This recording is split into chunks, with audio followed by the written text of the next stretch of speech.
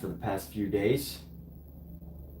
We're just gonna keep building up color on color and color, and that's what we're doing. We're just gonna build up and build up and build up. So let me see. I can actually move this camera back a bit just so everybody can see what's going on here. Let's see. There we go. It's time to give the gift of painting. Black Friday has been around for weeks now. If you haven't been noticing, there's been Black Friday specials. It's not always just about Friday, right? It's like entire month. The entire month is a amazing sale month. Raya 247. Raya. What's going on? Good morning. Thank you for tuning in this morning. Happy Thanksgiving to those of you living in the United States. If you celebrate it, if you don't celebrate Thanksgiving, then, if you don't celebrate, I take that back. But if you do celebrate it, happy Thanksgiving. So there we go. We're going to get working on this painting. Thank you. Wow.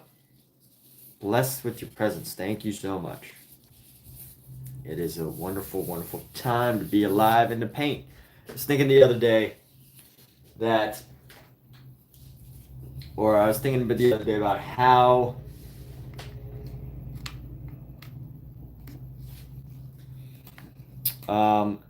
every day that I get to paint just feels like a gift, It's awesome because on the days that I don't paint, I feel regret, right? Like I feel like I could have been painting. But the days that I do get to paint, it just feels awesome. It is a gift. Have the opportunity to paint. And let's share that with people, right? Let's share the gift. I mean, it doesn't have to be painting for anybody else, right? Like it could be something else. It could be just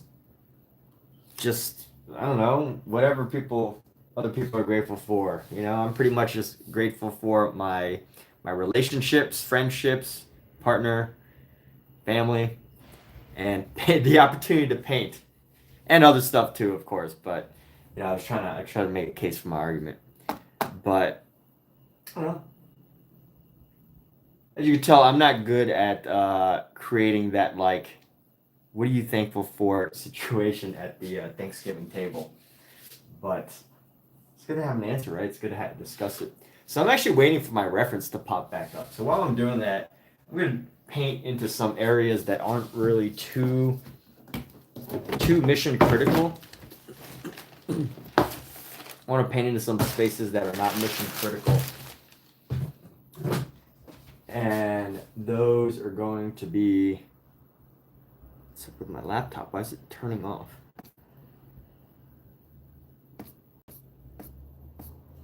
So weird. Alright, I just restarted, but what's up, Omizu? I say everybody's name like it means something. Alright, let's go. Where can we go? We can go into here. That area needs some work. So we're gonna start changing up our paint here. Let's start thickening our oil paint.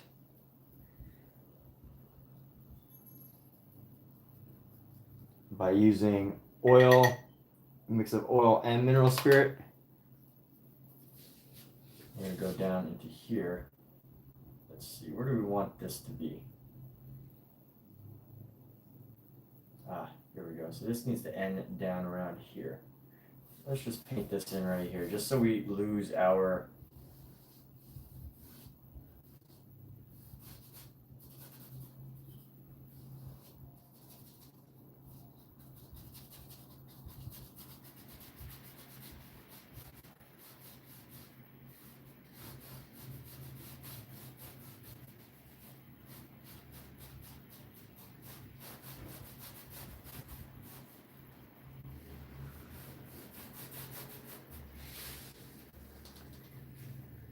going right here. Happy to be grateful day. Yes. Happy to be grateful. Happy for everything.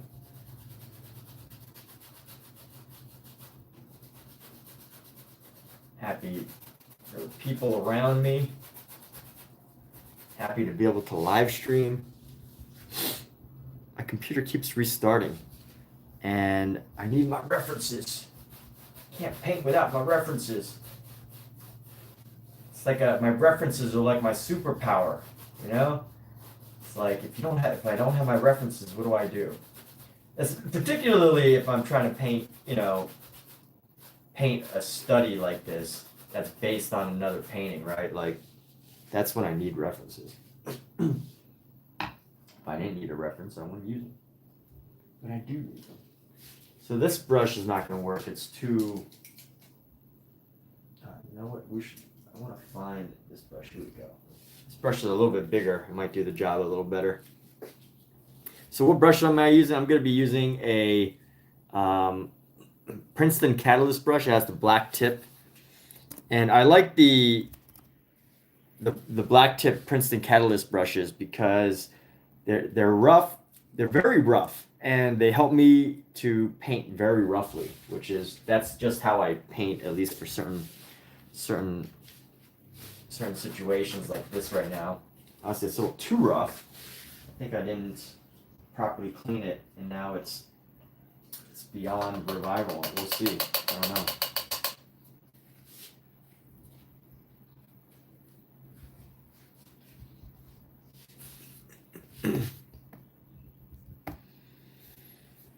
So let's find this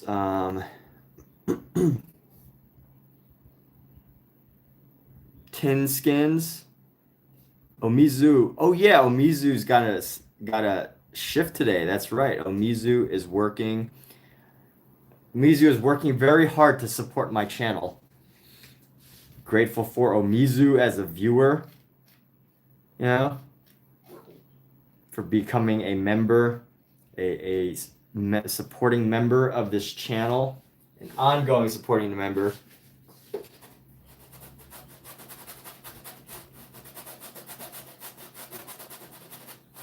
This brush is so very rough. And that's part of what I love about it, but maybe not for this type of work. You gotta use the right brush for the right work.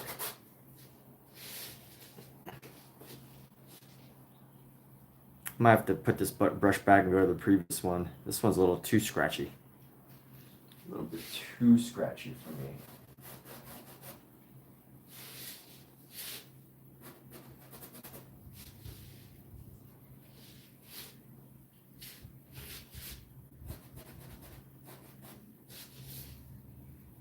Try to find our black here. We're gonna go and darken up our shadows a bit more.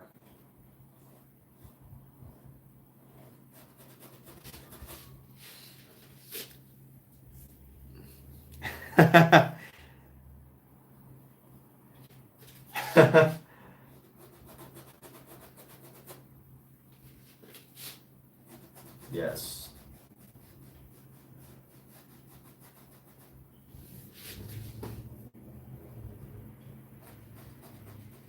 Yes. If you become a subscriber, you too will be the recipient of some of my jokes. And interesting enough, that wasn't really meant to be a joke. Like I do appreciate you, being a member subscriber. And I do think that, although the fee the membership price doesn't seem like much, it does mean a lot.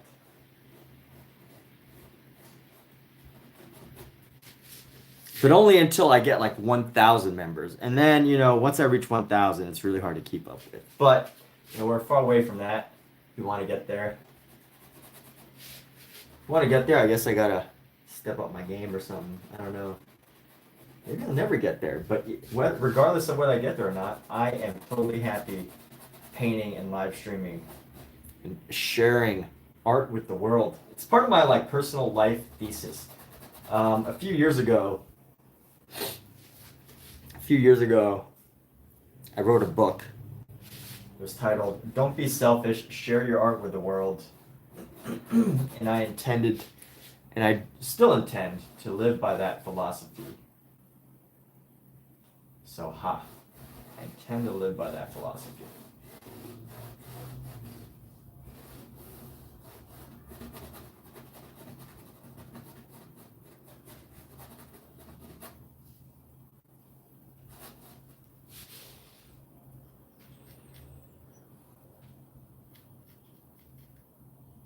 Hey, take care, Azraya. Thank you. Wow, Azraya's in the mountains. Are you climbing in the mountains? What are you doing in the mountains? Are you mountain climbing? Are you having an adventure of the life of your lifetime? What goes on between Azraya and the mountains? Are you on a silent retreat? I did a silent retreat once. It was very interesting. I recommend it.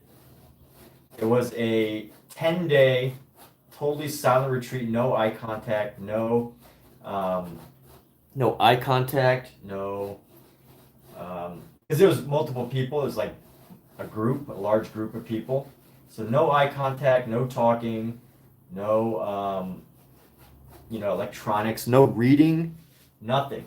It's just meditation every day for like 10 hours a day. And that was my silent retreat.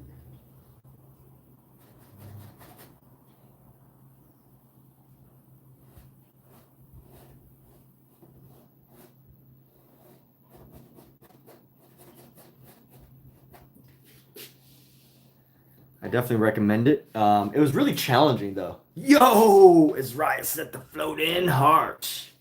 Float my heart. Float our hearts. Yes, there we go. Right. Thank you, Azraya. Happy Thanksgiving.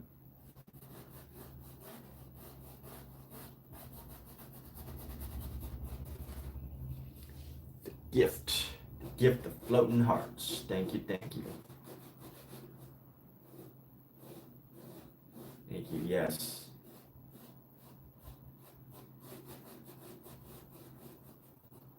Floating heart gifts go a long way.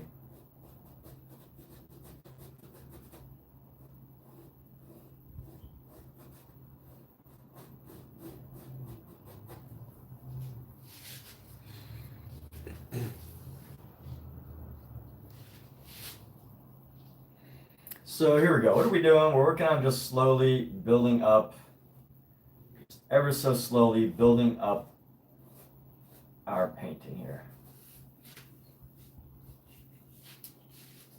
Yo, what? Multiple floating hearts. Thank you. Thank you so much.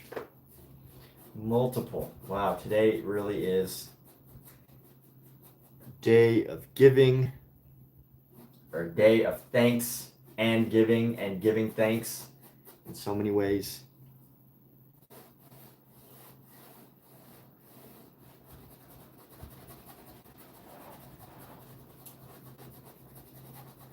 If you're and like, if you're on Amazon Live too, you don't always have to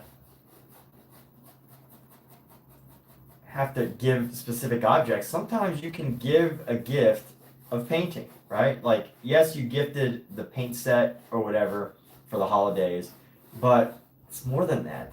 It is the gift of literally an entire creative activity that can always be waiting for you. If you think someone in your life either has potential, or they don't even need potential as an painter, like, just they don't even need an aptitude. They just have to have a desire to do so. Because you don't have to paint like this. You don't have to paint like this.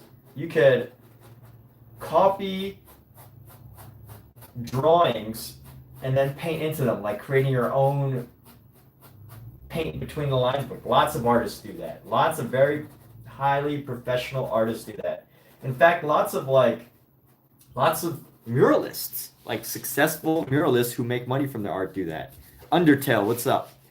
Like, muralists if you ever see their work beforehand, they'll have a sketch ready, an entire sketch of their mural up and ready, and then they pretty much just paint between the lines.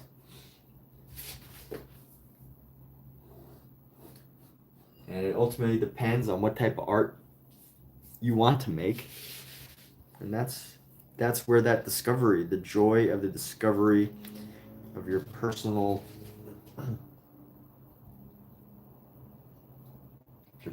ideas and methods. That's where the beauty comes.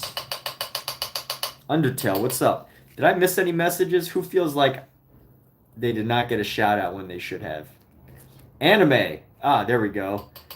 Somebody draws anime. I don't know if they're still here.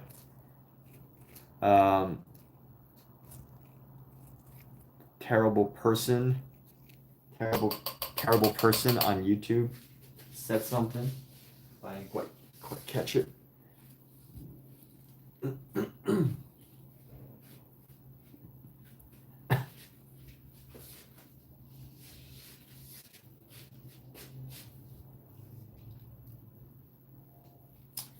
So this should be pretty much like one shade darker than the sky. Whatever the sky color is, this needs to be one shade darker. Meaning, what paints do I want to get out? I want to get out my Winsor Newton black and gray. So I use Winsor Newton. Now, as far as like, you know, as far as materials go, I like to use Winsor and Newton paints for like early steps in a painting, because with oil paint, at some point, you know, like the uppermost layers, I prefer to have like my more my I don't know how to describe this in the most like in the most commercially correct way. When I say commercially correct, like I don't like to say things, you know, I don't like to evaluate things based totally on price, because there's a use for everything, right? There are different qualities to paint. And Winsor Newton's a very reputable brand, very easy to access. You can find it anywhere. And I love using Winsor Newton because they're so easy to access, and you could, you know, use this specific tube. These tubes are their most common tubes. And you could use it, I like to use it for the bottom layers of a painting. So, you know, eventually I'm going to paint over this whole thing with color. But start with just, you know, this layer. And then, you know, as I build up colors on top, I usually go for some of my more, how do I say this? What's a good word other than expensive and higher quality? Because the quality is different. Every tube of paint, paint brand has their own use. And I know some artists that only use like the most exclusive brands for painting, and that's great. But for me, I, you know, balance between what I need for. Do I have a link for this paint? Yes, Dave. I have a link I have a link for this paint in my what do you call it? My description, in the description. But on Amazon, if you're on my Amazon live stream, you can get it directly on here. So Winsor Newton, You get it directly from Amazon if you're on my Amazon stream. Honestly, you could probably paint with just two colors. If you want to, like, the only two colors you really need to paint are black and white. Because black and white, I'm going off on a limb here. This is technically true, but it won't sound true, is you really only need two colors, black and white, to paint pretty much any picture.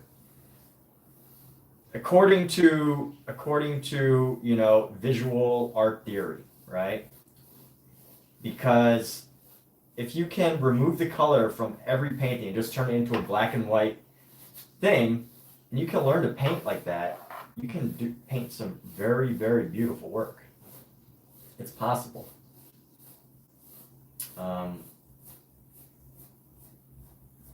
In fact, there's this really talented artist that I highly recommend checking out. More talented than even me.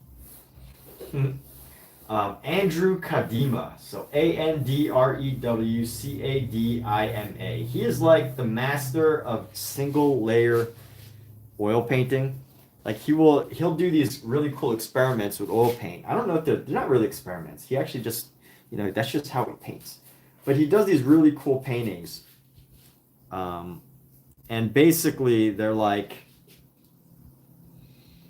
he'll do these like stunts where it's like, oh hey, using painting an entire full value face with just one color, right? So Andrew Kadima, Andrewcadima, got 1.7 million followers on Instagram. I don't know why I'm promoting for him. He should promote for me. But anyway, that's a joke. Because, you know, it's like he doesn't need to be promoted. But anyway, that's content creator joke right there. Don't take it too seriously. But anyway, back to Andrew Kadima. Very, very talented, amazing artist. I love seeing his videos where he'll do like one color. He'll just take one color and just make a portrait of it. But it's just so well done. It's just such a great study of artwork. He's a guy worth looking into. Andrew Kadima, Andrewcadima.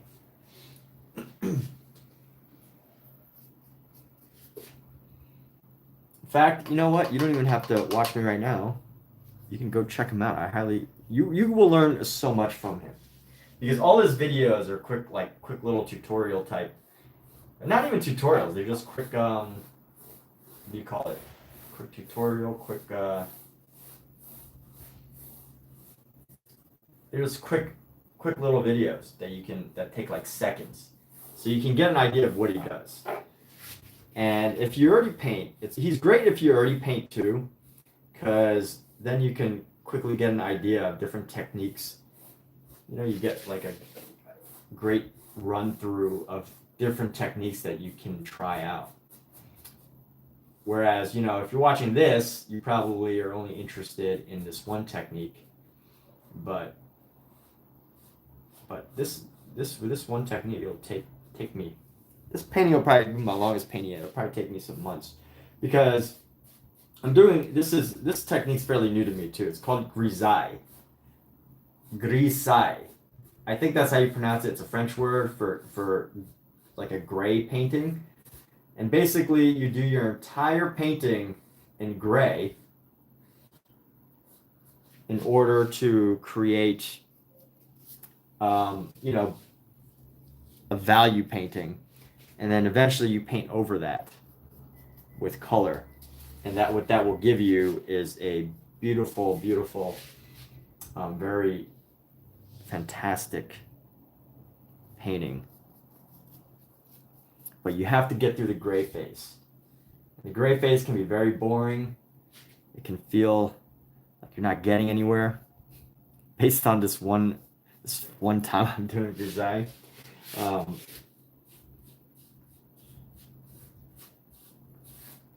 But it's a very important activity. You know what? It's not the first time I've done this. I actually used to do this in digital painting, which is when I first discovered it. In digital painting, I was,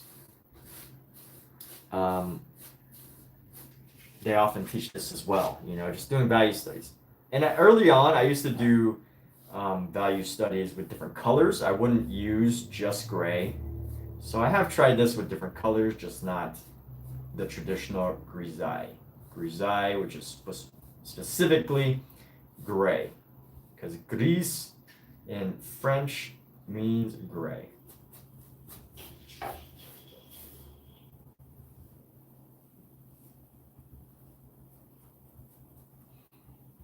Gris. Gris in French means gray.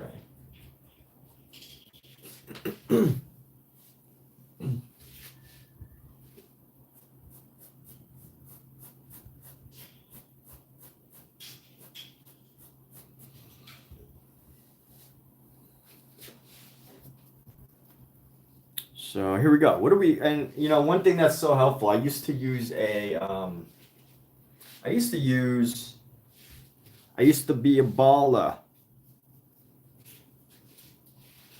All right, I used to paint on a different easel. Y'all have, some of you who go to my older streams probably have seen that older easel.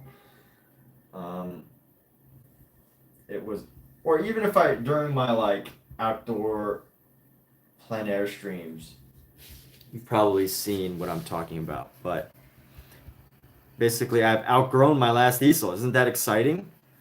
You know, I outgrew my last easel. Hopefully, this easel lasts for a little while. I think this one goes up to 80 something inches. My median easel, but I used to use um, a regular French easel. Used to use a regular French easel. But that one only goes up to 34 inches. So my paintings are up to 40 inches now.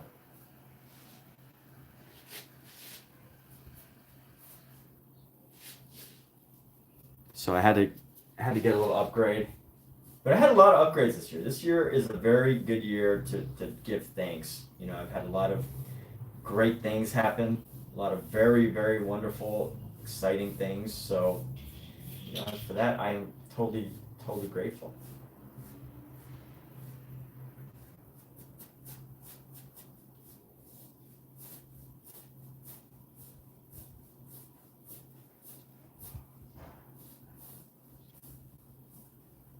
So let's see what's happening in the chat. Do I have a link? Oh, okay. So no one asked anything except about the link, except the paints. So, you know, you can find the brand anywhere, but you can totally purchase from my live stream as well.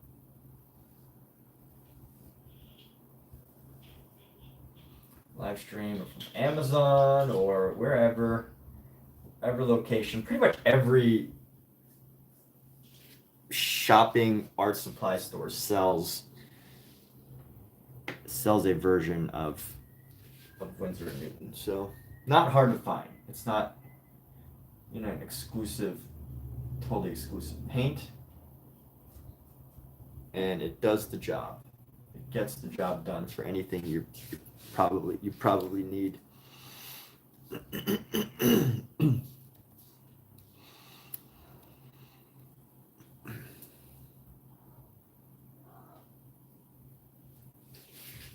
I don't know what my cat is saying. She's just saying stuff.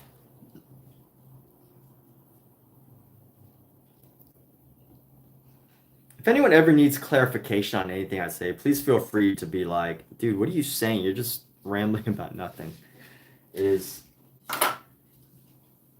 I can't keep making this excuse forever because eventually, you know, I should probably just practice and get good at it. But my excuse really is that it'd be hard to explain things while you're painting.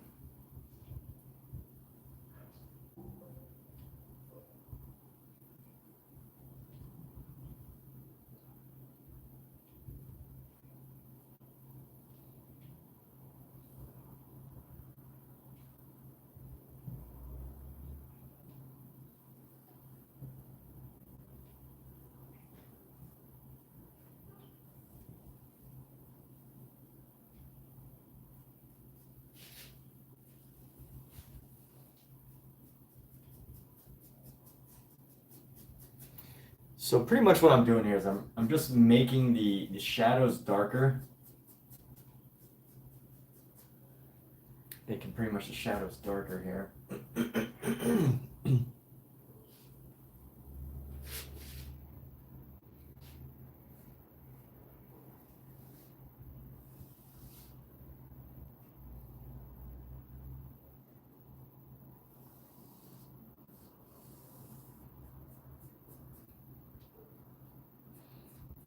let's give ourselves a prompt here. Let's see. Let's give a hot take. I gave a hot take the other day. Don Drell retracted a message. Uh-oh. Don Drell said something so bad that even he felt like he had to pull his message back. What just happened? I'm gonna say something, a hot take. It's gonna be controversial. People are gonna get very upset about it. But I think that non-abstract artists, and I know because I already tested this on Threads, it was very upsetting to some people. But I think non-technical and abstract artists should be pumping out like 500 paintings a year. That's right. I said it. That's what I believe. And I'm talking, like deep down. And I'm not saying you have to put out an entire piece or whatever, but like it could be a drawing, a sketch, a doodle. Like there should 500 pieces to me sounds easy for an abstract, non-technical. If you're not doing like a technical thing, like building a paper mache, color robot or something. I think artists should be pumping out like 500 paintings a year. That's it. So open to anyone who feels differently. Don Drell's not wasting breath. Don Drell, do you talk when you type? Like when you're talking, I mean typing to me or typing here, do you talk? I know it's a figure of speech. Copy and painting, talk about he can't talk and paint at the same time.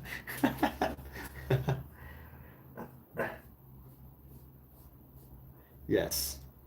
No, really. I mean,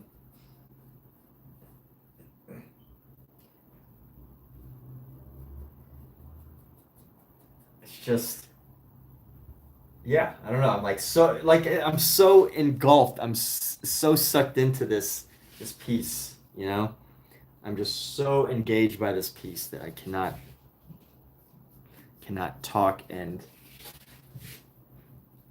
talk at the same time. All right, so here we go. I need to reduce the size of this here. No, this isn't the time to do this section. I should.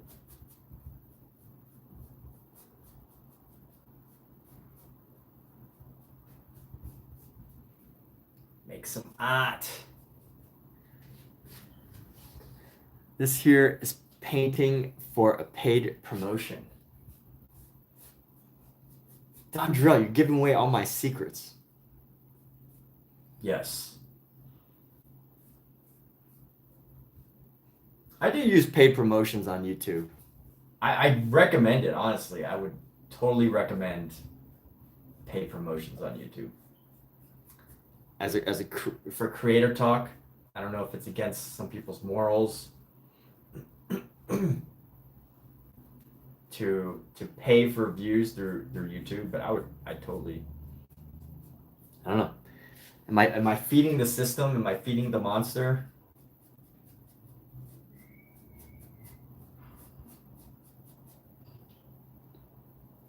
Maybe.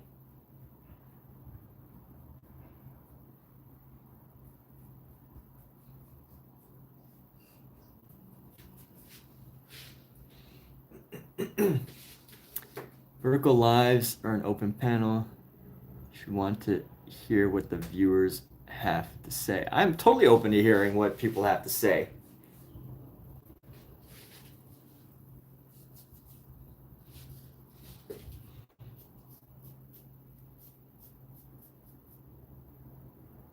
Why do I go live on YouTube?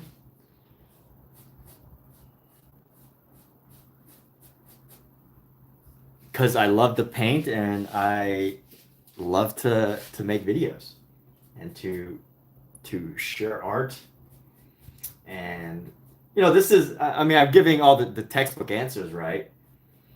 But I'd like to know like where you're getting at, like what makes you ask that question. Like I could give textbook answers, but it seems like you already have an idea in your mind toward of something.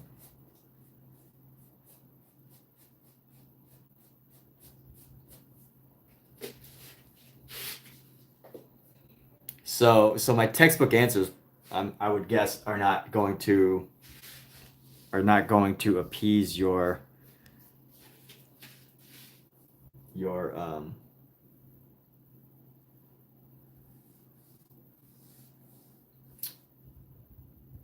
appease what you're looking for.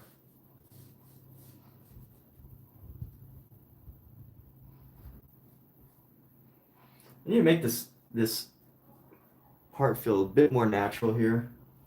It's gonna go up and around.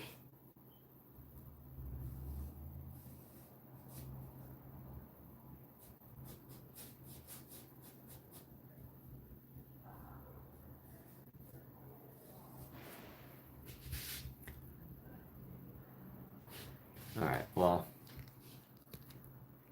I gave my textbook answers.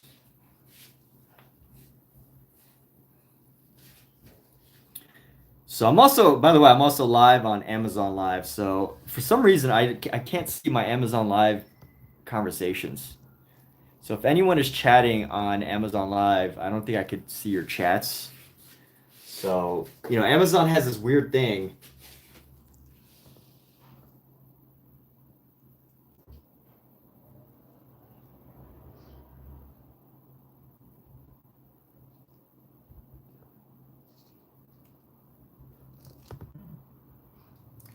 Amazon has this weird thing where like the browser window is up.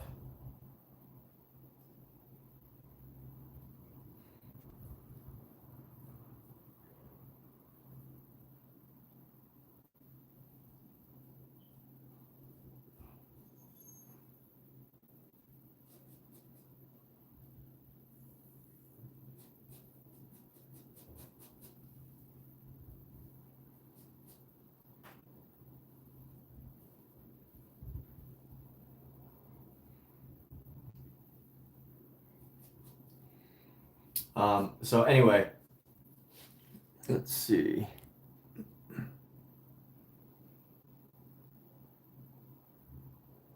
Got the link for this paint, and here we go. Ongoing. The biggest issue I have with this painting as I'm working on it is, I think one of the interesting frustrations of painting is when you're looking at something and it looks like the picture, looks like your reference, but it's not quite hitting the mark, like it's not quite, it just doesn't look like the picture, like it looks like the picture, but it doesn't. There's just something that's off, and it's so easy to judge your own work and be like, oh, my work is like, totally wrong, even when it might not be so much. All right, let's see, what do we do with this? I'm gonna keep going with this area. Let's try to find some good little highlight spaces.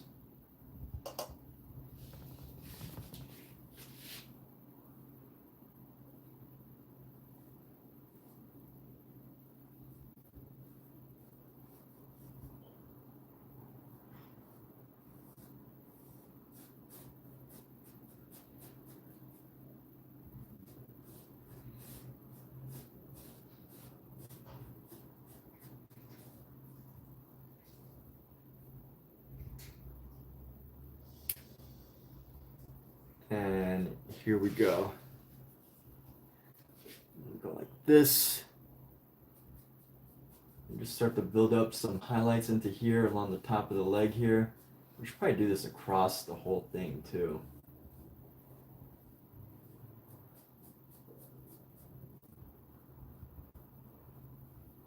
If I could paint this all in one go instead of multiple days, that would probably be the best approach to this specific section. Work on it section by section.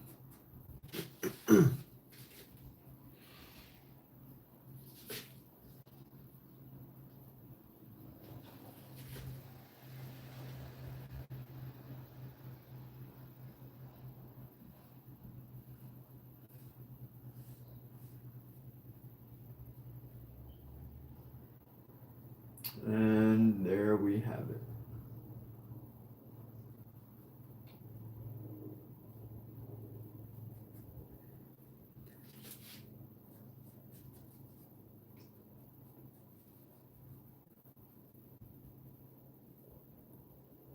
I'll go down and bring this angle down right here. Honestly, that might not even be. Is that right? What's interesting about this type of work is that you basically have to create the shape of the leg, but your work should never be wrong because you made it.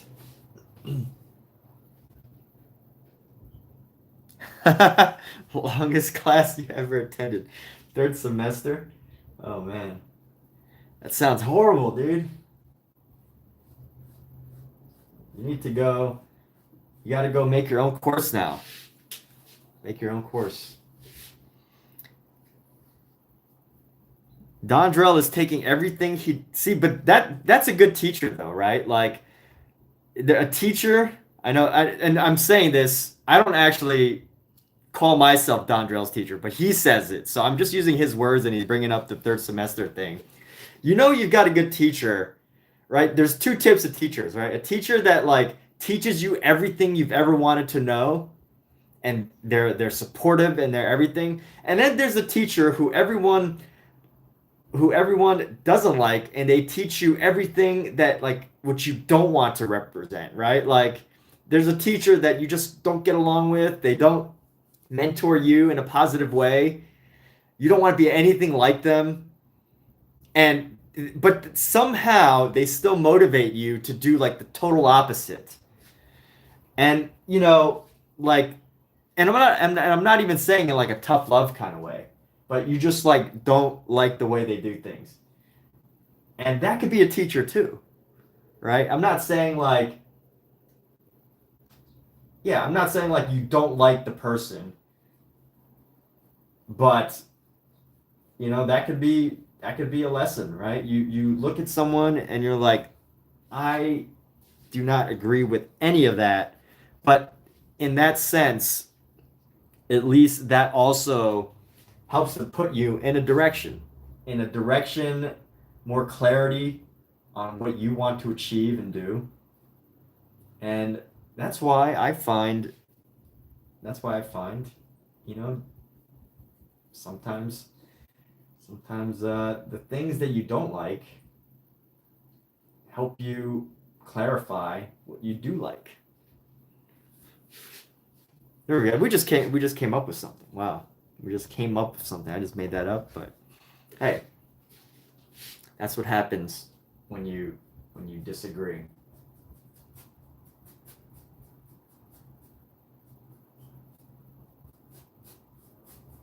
I think I'm onto something. Yeah.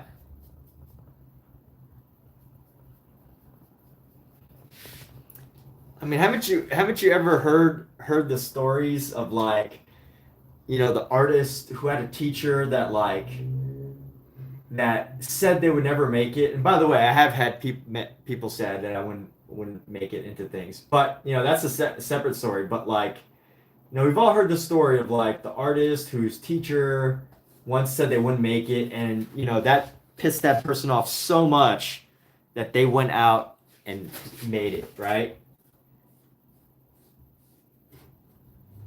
And no one gives credit to the five other teachers that helped guide them through those challenges. It was that one teacher that like pissed them off so much. Pookie, get out of here. That pissed them off so much that they're like, yo, I'm gonna get so damn good at what I do that this teacher is gonna cry because they're gonna be living on their whatever, gonna be living their life, and I'm gonna be very good and prove them wrong, right? Like we've all heard that story. So,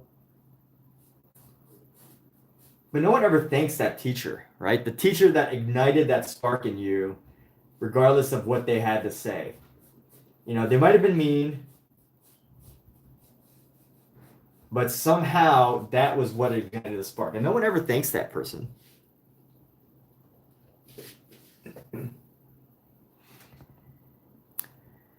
TCM type stuff? What is TCM type stuff? I'm not familiar with TCM, to be honest. Totally complete something.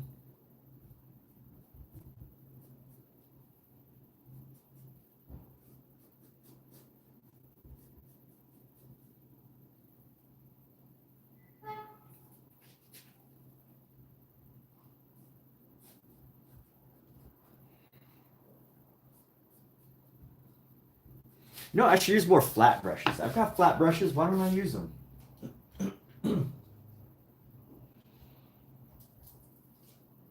Got this flat brush here. I don't have enough flat brushes. That's why.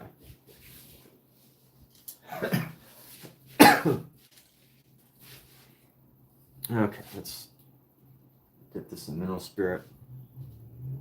So what brushes am I going to use right now? I'm going to use a Rosemary & Co. Hey, it's me. How long have I been an artist? My cheesy answer to make it sound like I've been painting my whole life is my whole life. But the real answer of like serious study and approach to art, probably about 5 years. I'm a COVID artist. I picked up art around COVID time. Although, you know, I was an actor before. I'm still an actor. But as far as like serious study of the craft of painting, the activity of painting was definitely around that time. So those other teachers didn't have the balls to tell you what the one teach told you.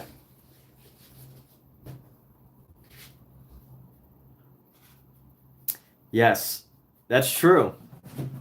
My art is truly made. Thank you. Hey, it's me. Wow. Wow. Thanks so much. I'm glad you like it. So what are we doing now? This is, as you might have noticed from this commentary, Scott, what you doing, bud? Can't be on this table. You better not come at my paints, because the paints are bad for you. All right, so that's my cat on the table. His name is Scout. And he's not allowed to come to get into my paint.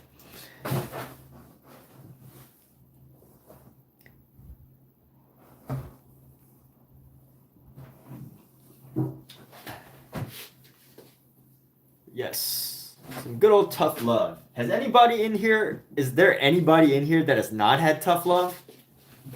And I'm not like even saying that I'm giving tough love. I don't think I'm doing that, but since the topic of conversation has come up, I feel like everyone, I don't know, I feel like it's much rarer nowadays because parents are less tolerant of you know, teachers or the tough love idea. And honestly, there's actual studies that kind of say like tough love only works to like an extent, you know. But in general, true love and helping people pursue their passions and their desires, and you know, radical acceptance is the greatest form of helping someone become their best self.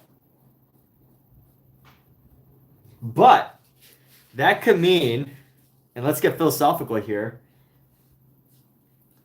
You know, I heard this great quote from Tony Robbins. It's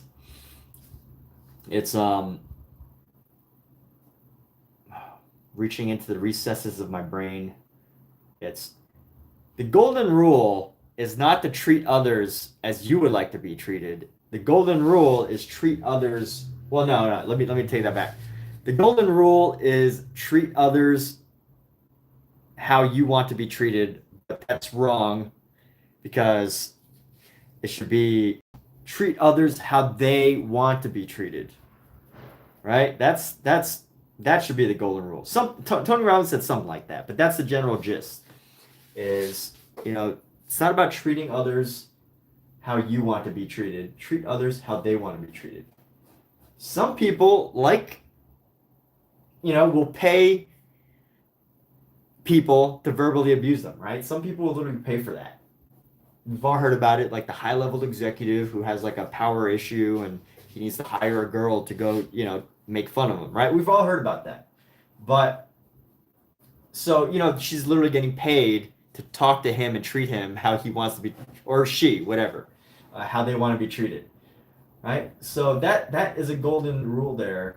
Treat others how they want to be treated. And when it comes to love and self-acceptance, right? Maybe what you find is that somebody needs more like tough love, I guess. That's just what people respond to. So a lack of tough love could be a sign of trying to treat them how you want to be treated, not how they want to be treated.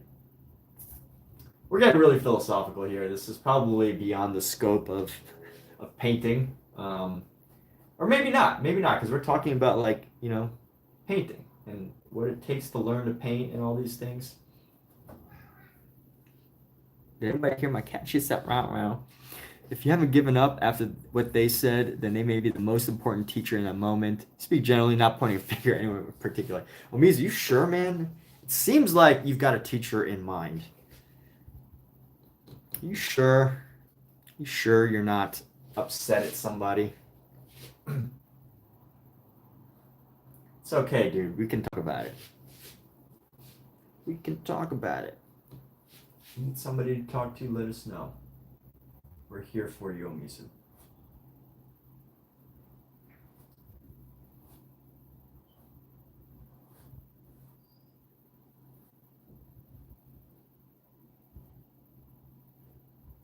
So I'm just carving away at this hand a little bit. Wow, we haven't gotten philosophical. We haven't gotten very philosophical in quite a while now. People have just been letting me copy paintings without giving me stuff to think about. It's been very nice. Obviously, also, I feel like I haven't my like the way that I paint has totally changed over the long term, or the way I live stream. These conversations, they've changed. One of the reasons why I don't do don't just go full on expression is, what, it's really challenging to keep up with that. Honestly, I think it's easier to do this painting than it is to do 50 or even 20 or even 10 just wild abstract paintings. Not just because of the, whatever thing, whatever skills or whatever is involved, but because you have to constantly come up with new ideas, or even not come up with new ideas, but be comfortable with just making expressive things happen.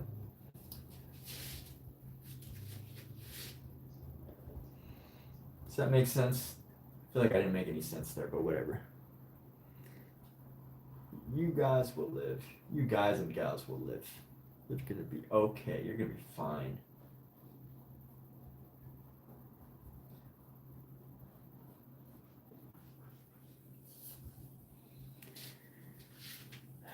All right.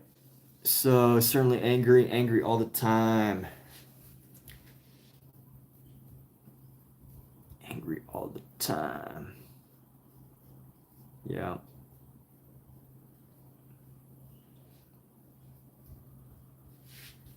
Not gonna lie, I have had things that have upset me so much that it put me, hasn't anybody ever been so upset at something, so angry that they did things that they would not imagine, right? Like obviously the worst case scenario is that, you resort to violence, right? But that aside, you're like, maybe you quit your job, or like you, like it gets you into a state of of activity. And as much as we never want to experience those things that make us that angry, or maybe some people do want to experience that, I don't know. But those are some really important times to recognize, as far as, realizing what needs to happen sometimes to get us into action. Maybe I could use a less extreme example than violence and go like, car accident, right? You've been you've been needing to get a new car, or like do a drastic change in your life, but it's not until you get into a car accident that you make a change, right? That's happened to me. I needed to get a new car, and I was, planning, because my lease was coming up, and I wasn't gonna shop. Then suddenly my car got stolen, and then suddenly I could figure out everything that I needed to do. Everything that I needed to do would just became like, because it was a necessity, right? I had to go find a new car. My car got stolen. I had to figure everything out within 2 days. So that's what I mean. But agreed. 0p. 0 to p. 0p. Is Dave angry? Dave, what are you angry about? What is Dave angry about today?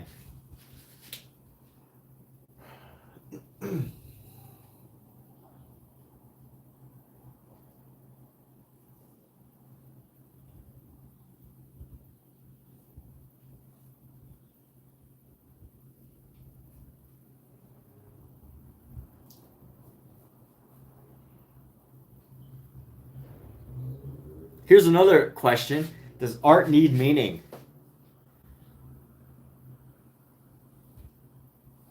Does art have to have meaning?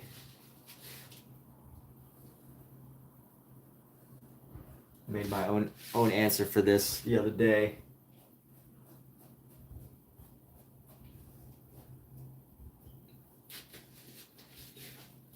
I'd love to give time for people to answer, but I don't want people to feel like, if I was to create a I don't want people to feel like, if I was to answer and share mine, that they would feel like they're wrong, because I don't think there's a right or wrong.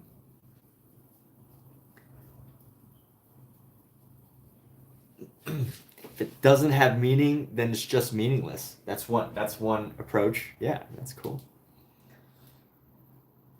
Fair enough.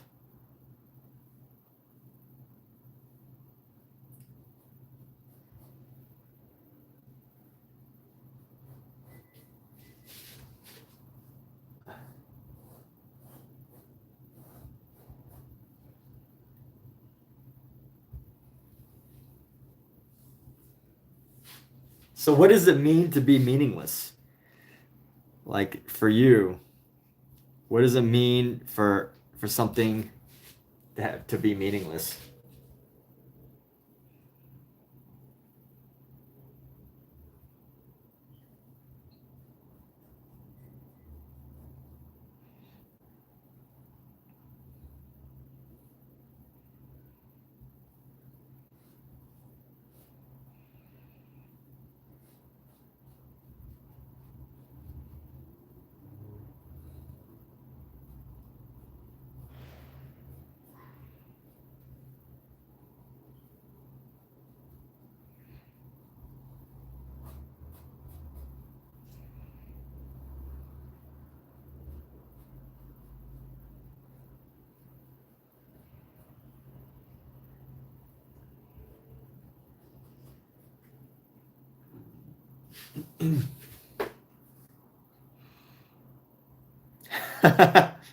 No, yeah, but I mean, let's dig deeper. Let's get all philosophical and stuff. Why not? We have this opportunity that people around the world don't usually have to get extra deep in thought. Scout, you gonna puke again, dude? What's up, man? Why are you puking? You okay? What the heck? Oh, stop eating so fast, bro. Ah. All right, I gotta clean up. I gotta go clean up some puke. I'll be right back. Oh my God, Scout again? What's wrong with you, man? Come on, puke on the floor, not the windowsill. Oh.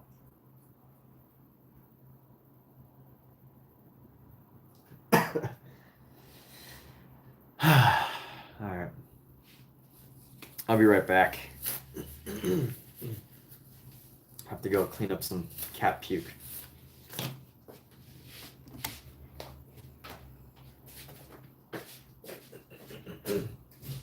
Scott, you okay, buddy? Why are you always puking? Puking. Quit with your puking.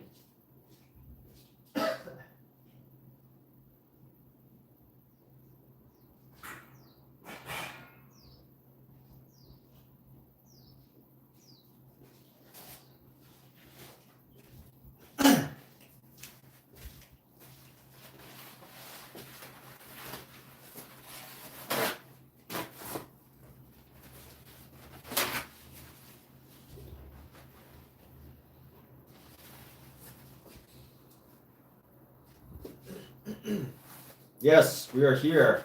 I'm cleaning up cat vomit.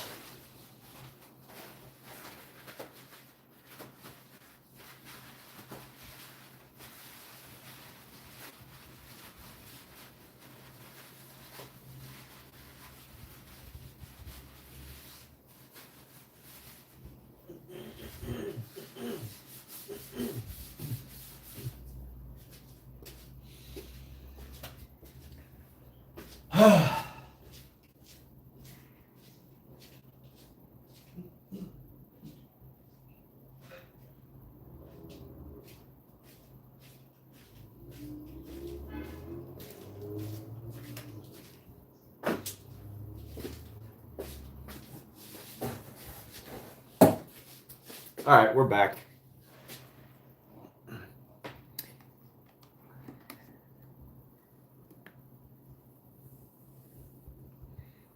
All right, so I realized something when it comes to this question of art.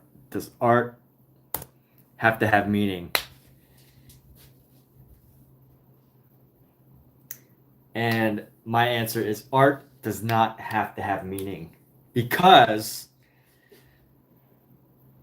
in order to have meaning, you got to have words, right? You got to have this narrative inside your head. You got to go, oh well, this symbolizes, this bird symbolizes freedom, and this blue, the color blue, symbolizes royalty, and the blue bird symbolizes the freedom of people who are royal, right? You have to put these things into words. And sometimes when you look at a painting that's just absolutely brilliant, that's a masterpiece, or you just look at like an abstract thing, or it could be a figurative thing, I don't know. And you look at it and you just feel something, sometimes and you don't have to add words to those feelings, those emotions that you get from a painting, or even a musical score, like an orchestral with no lyrics, right? You don't have to have attached words to either the feelings or whatever is happening in the song, right? You don't have to. Sometimes the artwork just it doesn't even speak for itself. It just evokes, makes you feel something. And that is why art doesn't have meaning. But I'm going with the technical definition of meaning as having to create meaning is to create words.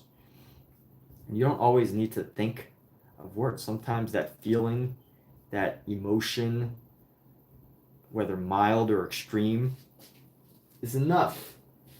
It's enough. You don't need to add meaning. So that is why I say art doesn't have meaning.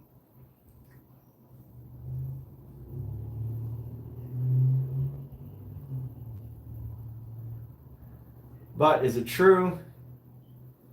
I don't know. I think I made a good argument for it. I think I've made a good argument, but does it necessarily is that end all be all? No, probably not.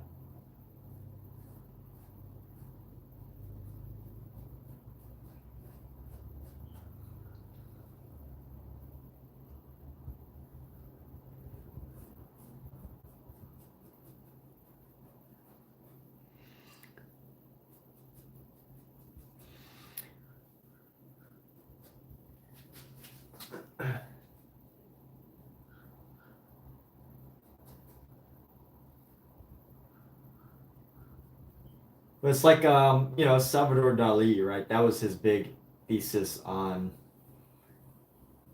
his surrealism is that, you know, his surrealism doesn't necessarily have to have meaning. In fact, it can even be a stand against meaning.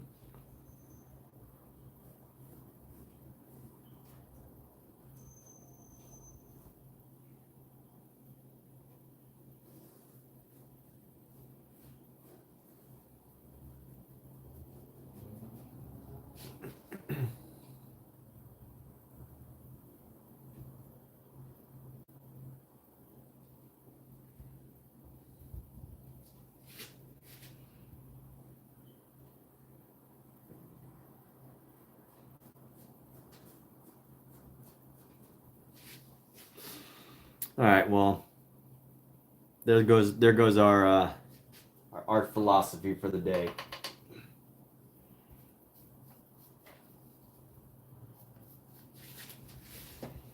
There goes our artistic philosophy for the day. Does art need meaning? That was the big question. Finding meaning. That's what humans do when trying to find meaning in things is what humans do when they have too much time on their hands. It's like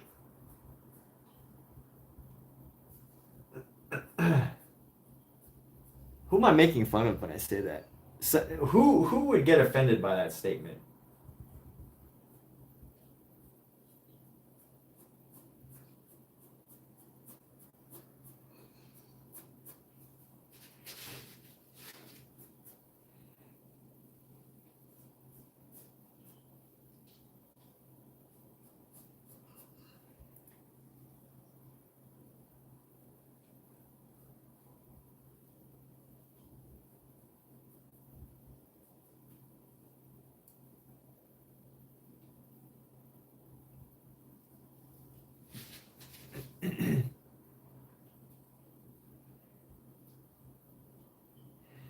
Art may not need meaning, but it must be made with intent.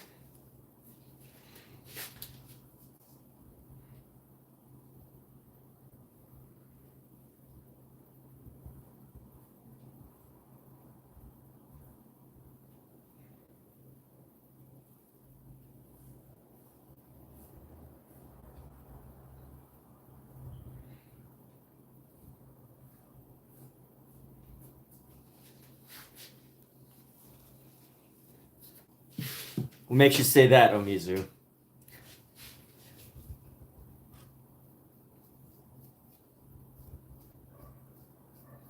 That is something I would need to think on because I do not have a prepared response for that.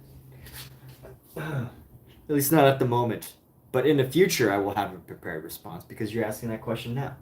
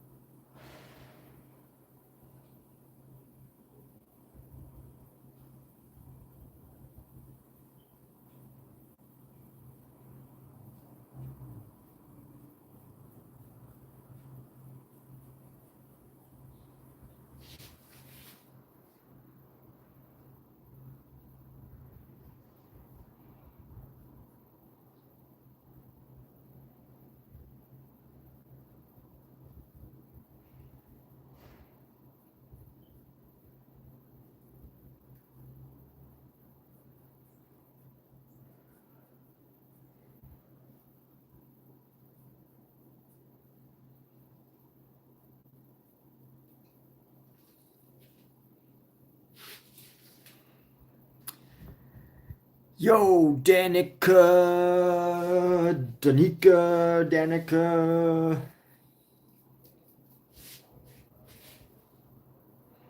Hey, happy Thanksgiving. Thanks for dropping into the live stream just to say that.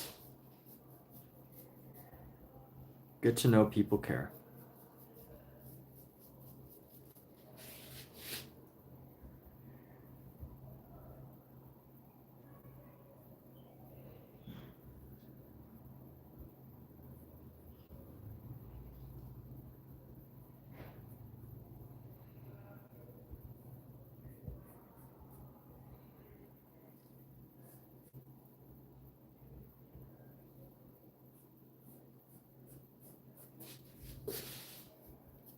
Danica.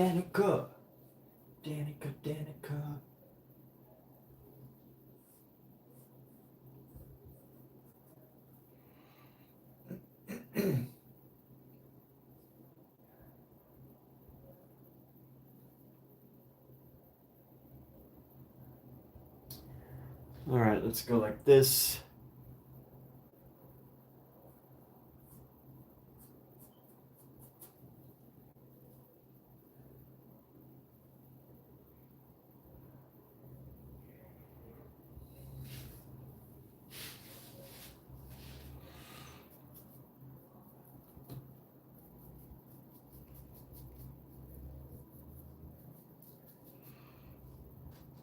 Yes.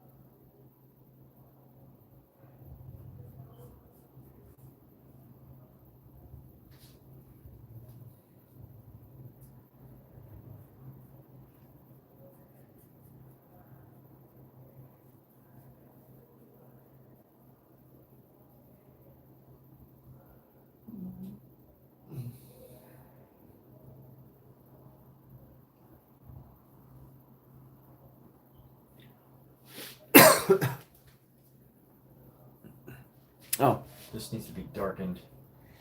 We're gonna go into here.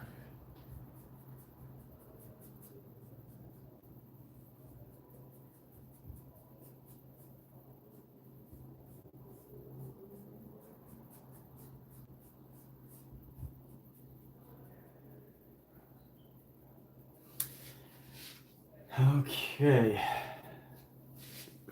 How's it looking? It's looking okay. The fabric's kind of wacky. Fabric right here. Let me see. This right here can be. Let me get some more highlights into this.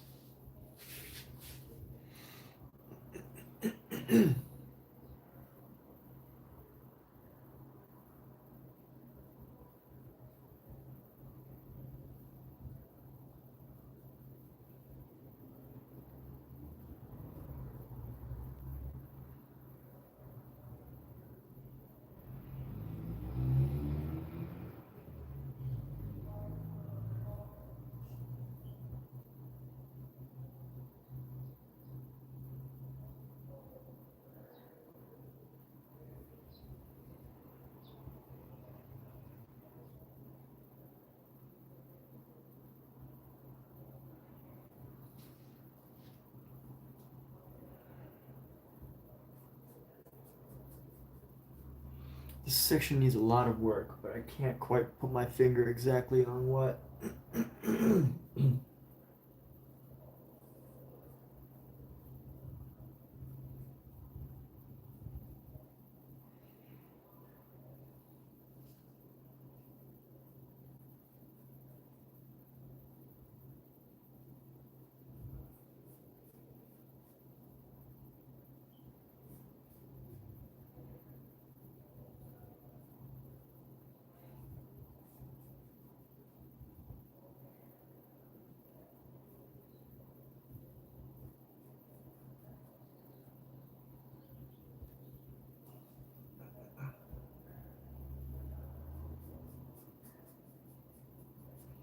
We need to round this out a little bit more.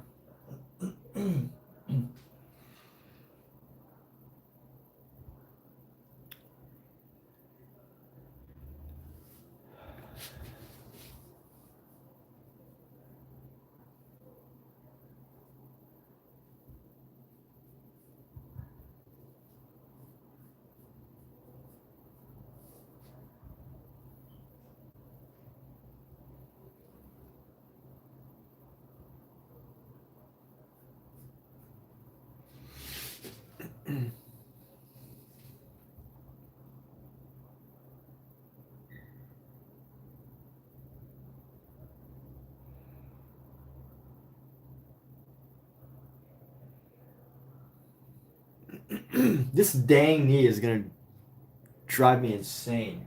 It's too big on this side and it's too small on this side.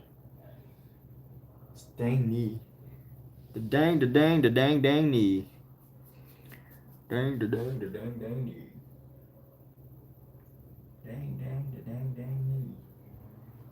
This knee's gonna drive me nuts.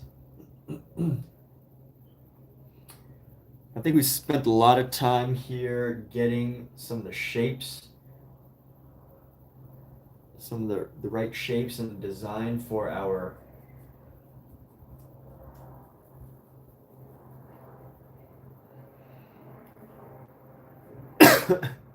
for our piece right here, this thing.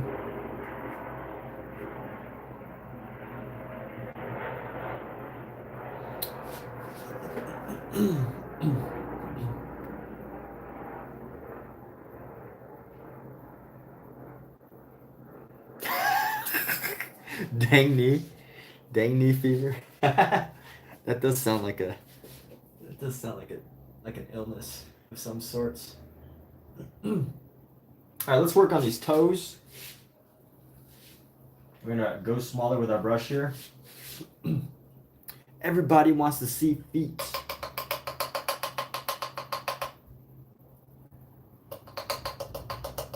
I got to remember that I'm streaming on Amazon Live too. You know, the audience on Amazon Live is going to be different than an audience on YouTube.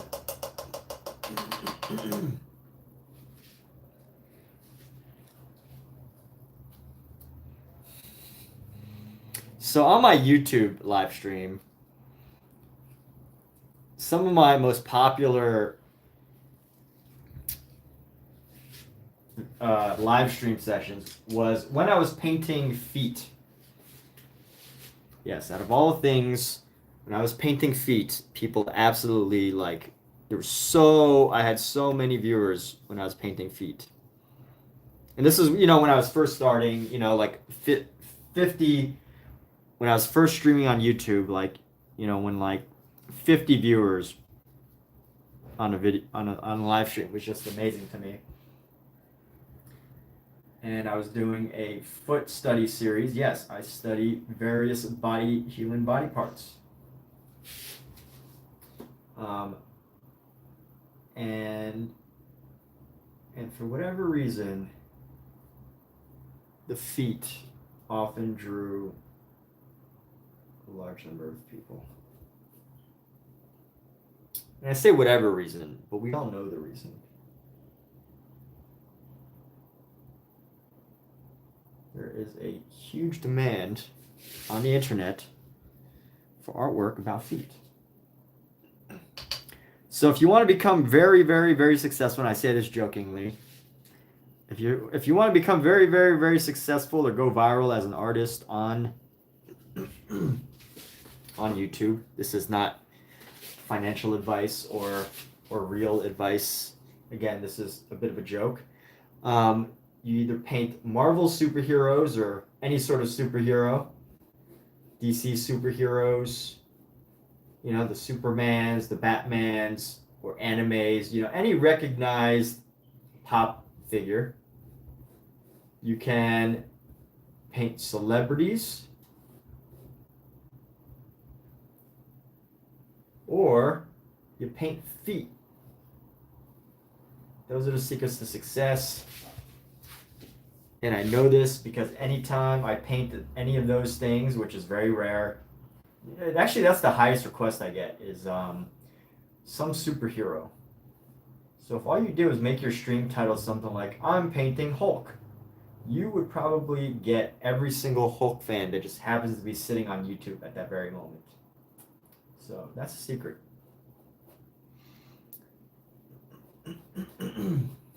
There's your secret. There's your $5,000 YouTube course, live streaming course, all wrapped into one.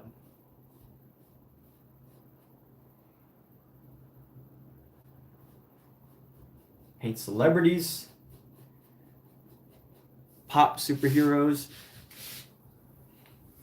or feet. Am I back on Amazon Live? Yeah, I am. I am back on the Amazon Live. You say that like you're shocked. Why are you shocked, Omizan? How did you get to be shocked? I do not understand.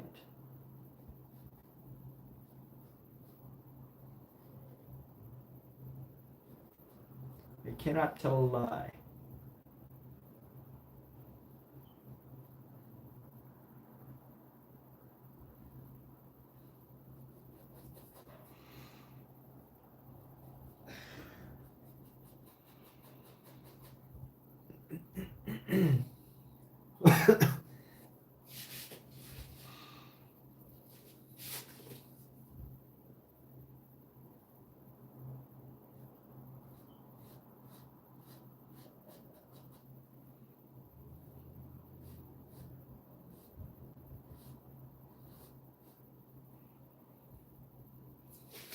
Flat and then up. So flat right here and then up.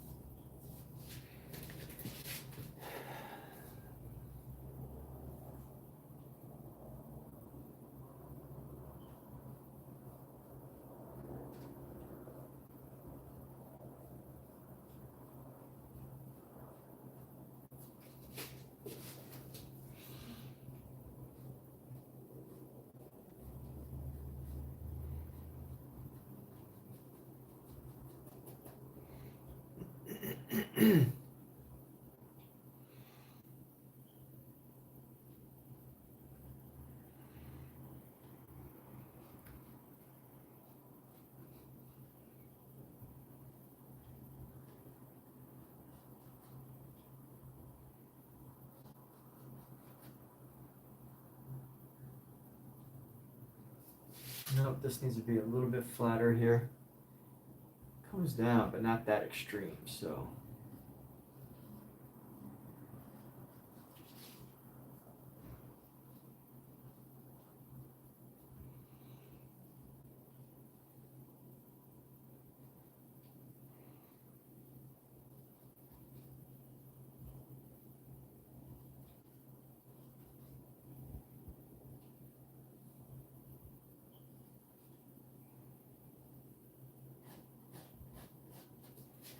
Boom, boom, boom. Boom, boom, boom. Yeah, like right there. And then 3 more toes. 1, 2. Each of these goes a little bit further.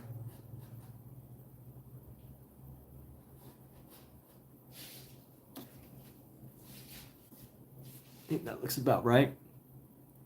Feet are still kind of big, but you know what? Vincent van Gogh painted big feet, so that gives us permission to do that too. If Vincent did it, everybody can do it. And I think what makes artists great too is that when they create, when an artist does something so innovative, that it also becomes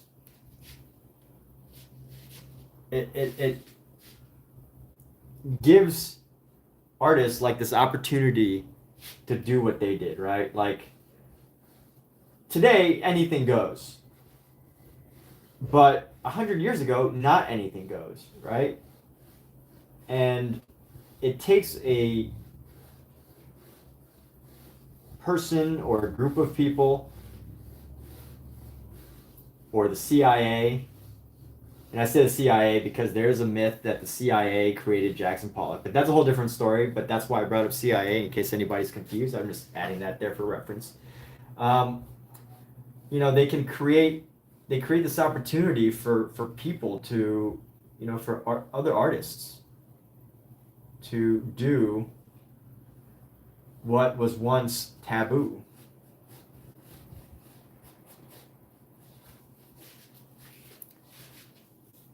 Like even Picasso was risking his entire career on Le Demoiselle Sauvignon. Is that right? Omizu did a study of this. Le Demoiselle Avignon. I think it's the name of a city. Le Demoiselle Avignon.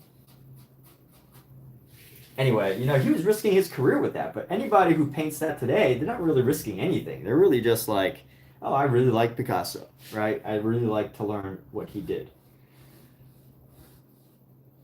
But if you painted that during Picasso's days, my goodness, you were either going to be accepted into the history books or just totally forgotten.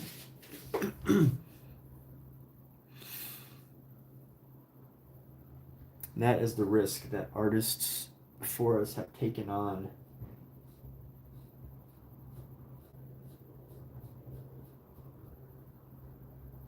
So that we can have the opportunity to do it.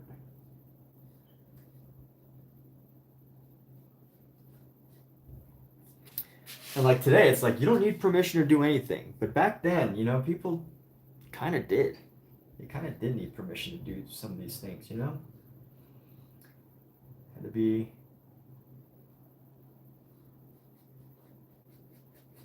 very innovative. And not everybody is really willing to risk all that. At least that's what the narrative of Picasso says, right?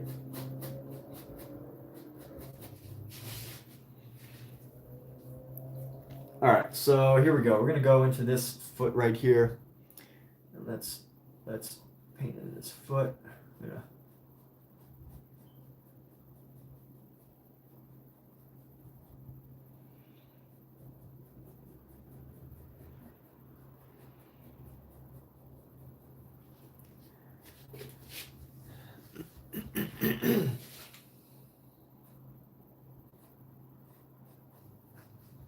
Les Demoiselles Sauvignon, Avignon.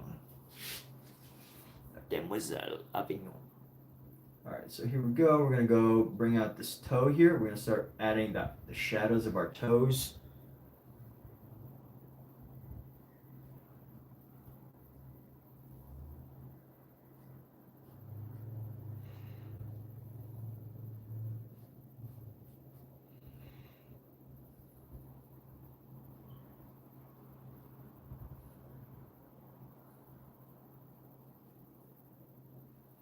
Should be flat pretty much.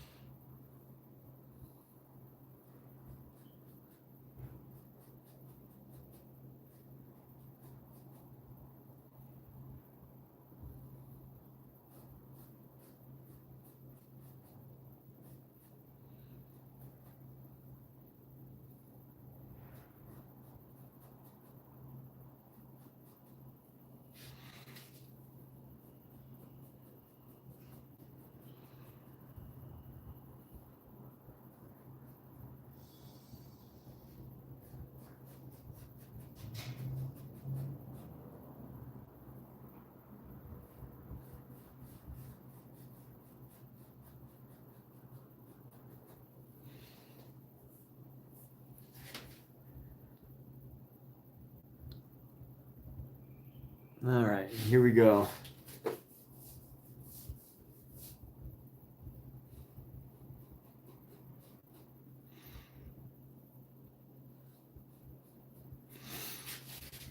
All right, let's try to find some shadows in these feet now. Actually, you know what? I was already doing that. I just didn't establish it good enough.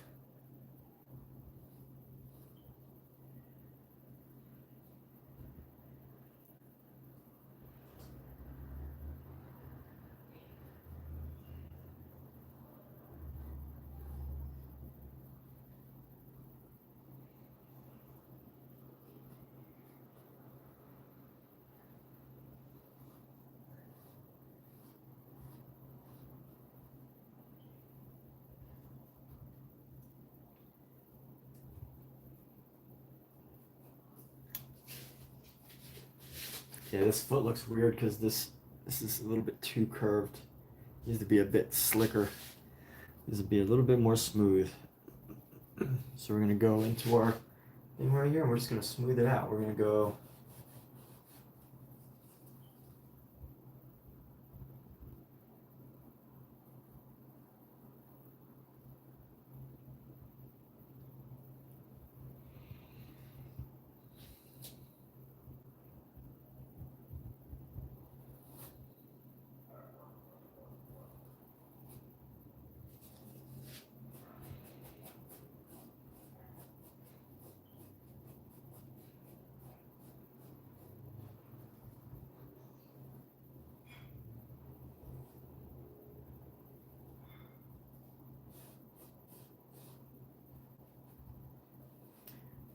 I actually almost can't paint without a camera now.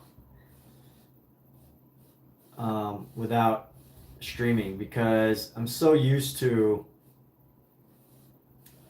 being able to look back at the camera and being able to see like what looks weird or not. I'm so dependent on that now that it's kind of bad actually.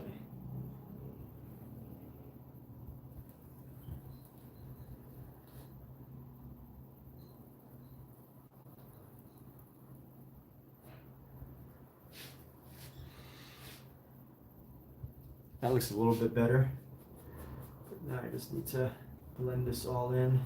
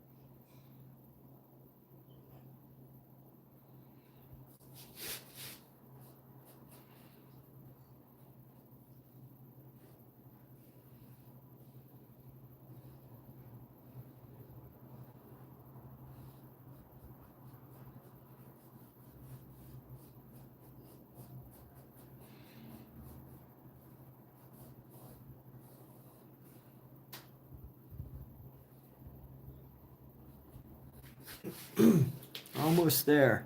Just this little spot. Little spot. Little spot here.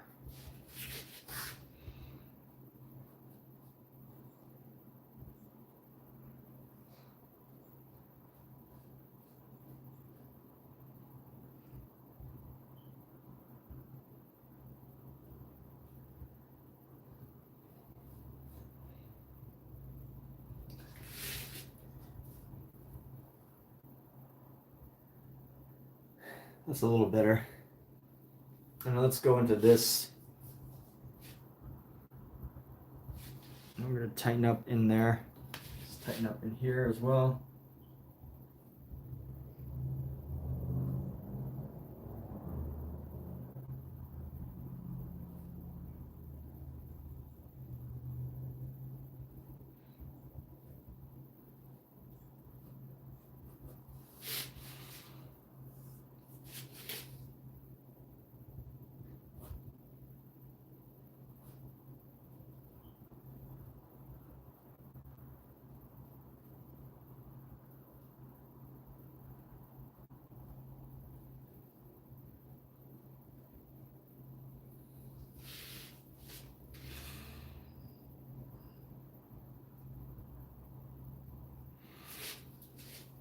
go like this.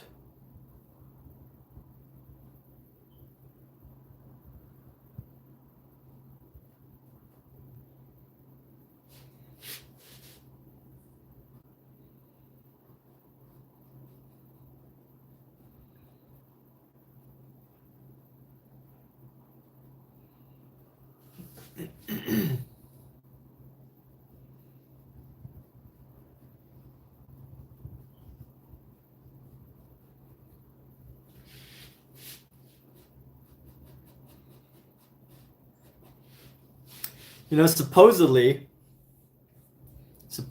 so, you know, on my mind right now, I think about the fact that this painting could take, traditionally, when Bouguereau painted, so this is a study of a Bouguereau painting.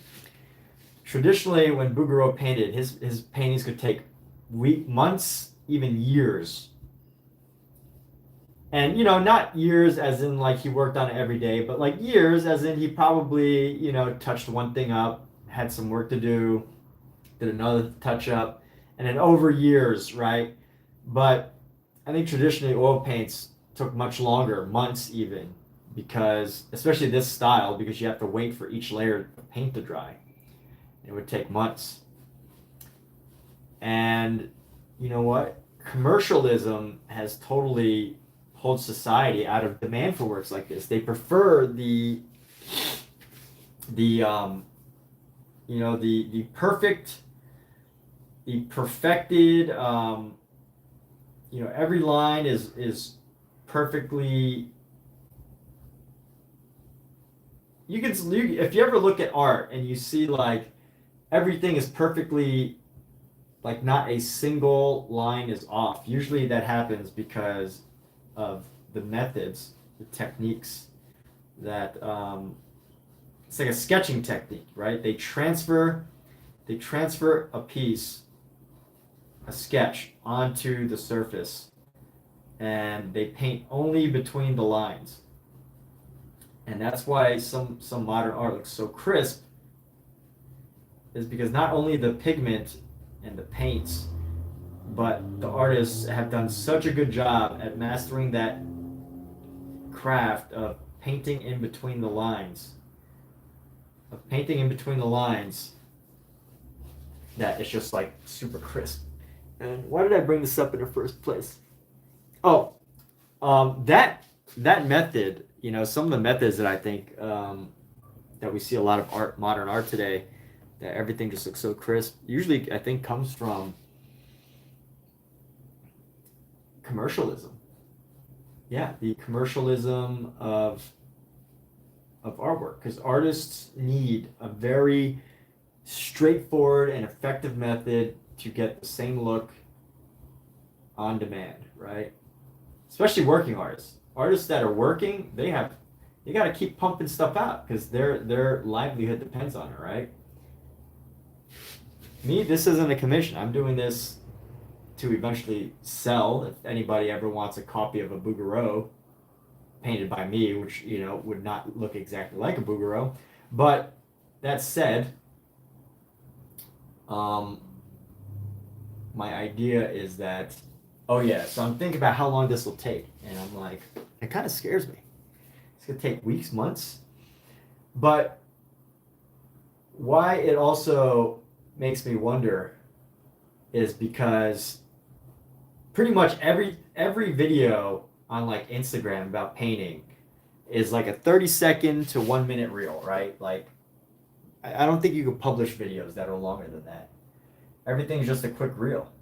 And there's like this expectation that painting, you know, takes 30 seconds, right? If I can't do this painting in 30 seconds or 1 week or whatever, then I've done something wrong. And I'm sure there are techniques and methods that will make this faster. But historically, you know, the great masters were not pumping out these works in that way. Until Impressionism came about and all these other art styles. And I think a lot of it has to do with demand, right?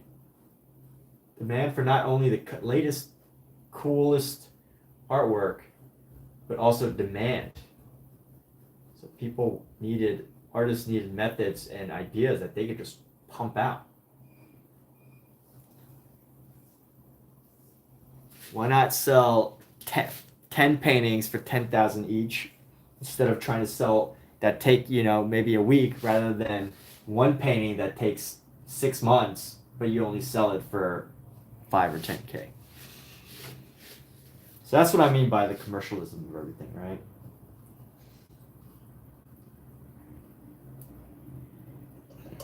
Is it ethical? Would an artist do artists get upset about it? Is it controversial in the art circles? Maybe, I don't know, but what I'm saying is just theory. The theory of the transformation of art to be quickly produced rather than longly produced. Demand. That's a good thing, right? Having demand for artwork. The fact that there is demand is a good thing. Although, is there really demand nowadays? Except for at the highest level of art? Money? Money, money, money, money, money.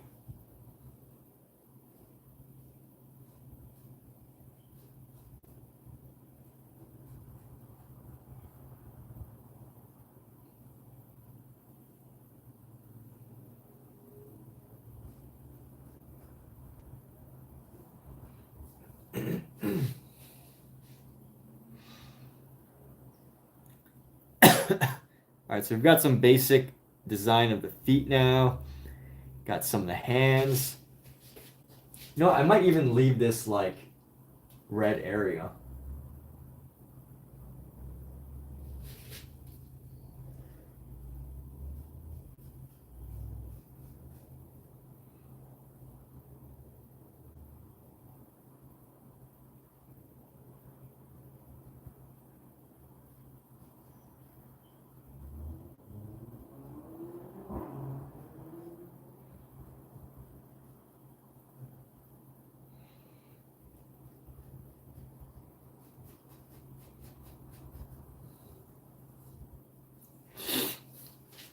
All right, let me see. Oh yeah, you still got you didn't finish it? All right. Come on, Omizu. You've been working on that for a decade. No, just kidding, man. You take whatever pace you need, bro. Whatever pace you need to finish a painting. Take it.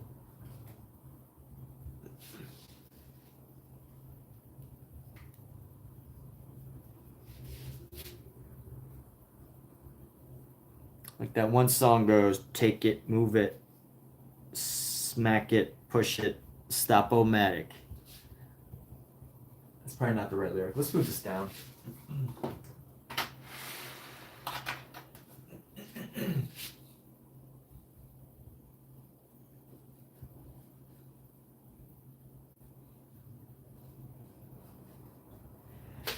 The biggest flaw with my if you've been watching the previous streams, the biggest flaw with my methods is that it takes extra time. And it's not, the most precise.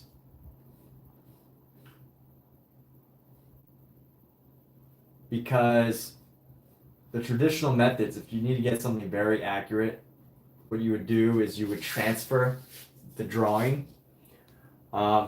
You would transfer the drawing and it would look exactly like what you want it to look like.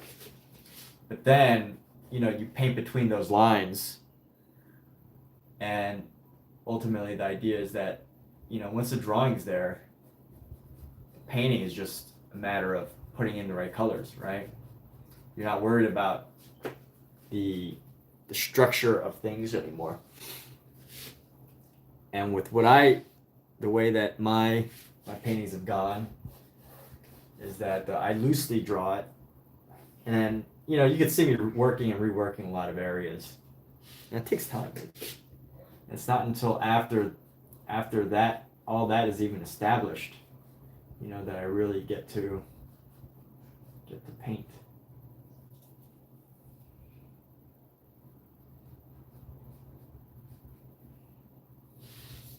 I mean, I guess I am painting the whole time, but you know what I'm saying, right? Everybody can read my mind. You can read my mind.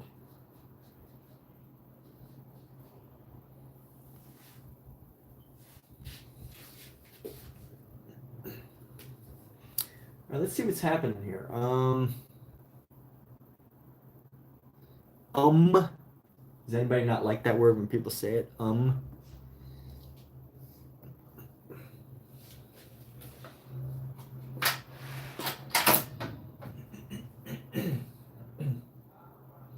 Let's see how the face is looking.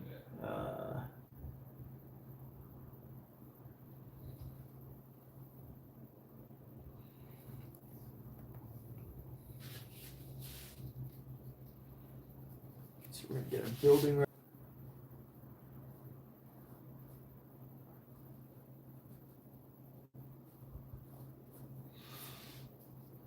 Throw in a little building.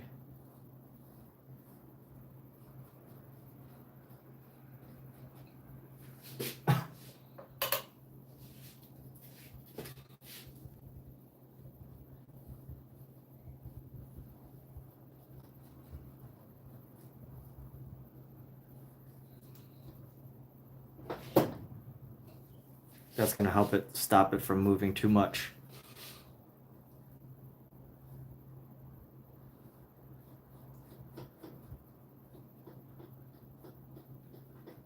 I would definitely recommend, by the way, artists, if you want to like just pump out work that people think looks cool, get a projector. If you want to just like pump out work where they're like, wow, this person is technically a master and, you know, perfection and all that, I would say get a projector because that allows you to easily trace or transfer ideas onto a surface, and then it just becomes it's like making your own paint by numbers kit. And again, it really comes down to like what you want to do, right? You need to sell lots and lots of artwork, which most artists do. I would love to too. Projector will make your life easier. I've never used a projector. You still need to know how to paint and like, you know, cover the surface. But where it really saves time is it saves us these extra hours of having to work and rework a face or hands or the placement of things, and then, you know, making sure that the lines are just right. It saves many, many hours of that. Like I'm still in the phase that if I'd used a projector, I would be done by now, because everything would be just right. I would just have to paint between the lines, right?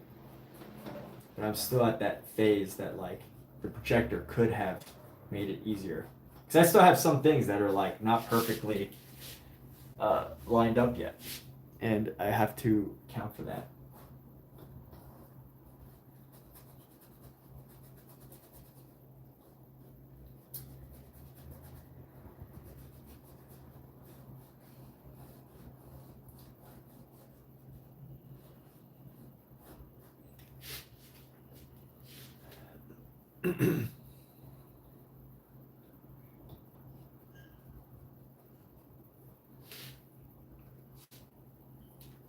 All right, so anyway, let's go with our white. I want to paint down this area right here. Some white.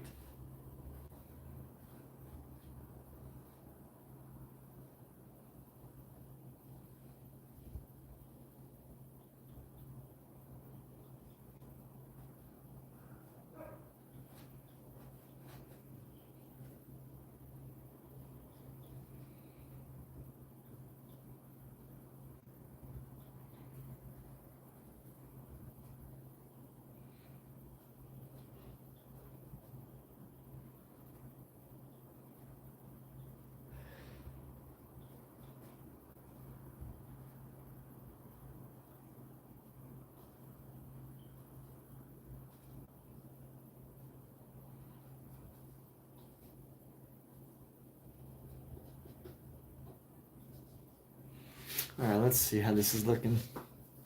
A tree. I like the background. The background's looking pretty decent back here. So this is good. Just positive, probably the easiest thing so far. And I do like how this building looks. It's just a very subtle like shadow off into the distance, and that's what it's meant to be like. So, you know, anytime something looks like it's supposed to look like, you're doing good. Go to Emmett's Amazon link. What's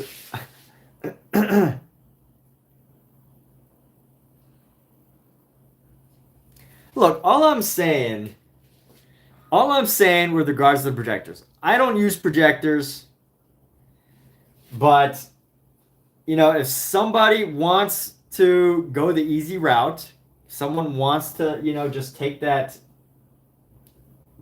route, and they don't want to learn how to draw, they don't want to, you know, they want to skip, and they just want to start making real quick paintings and be all commercial and just sell quick things that like portraits and just work on a painting.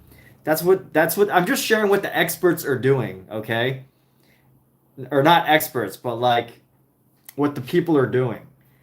They're using a projector, they're tracing the projector, they're painting flawlessly in between the lines, and then they're selling those paints. That's what they're doing. I mean, I don't use projectors. I don't know how to use one. I'm sure maybe it's even harder than I'm saying, but I'm just sharing what people are doing. This is not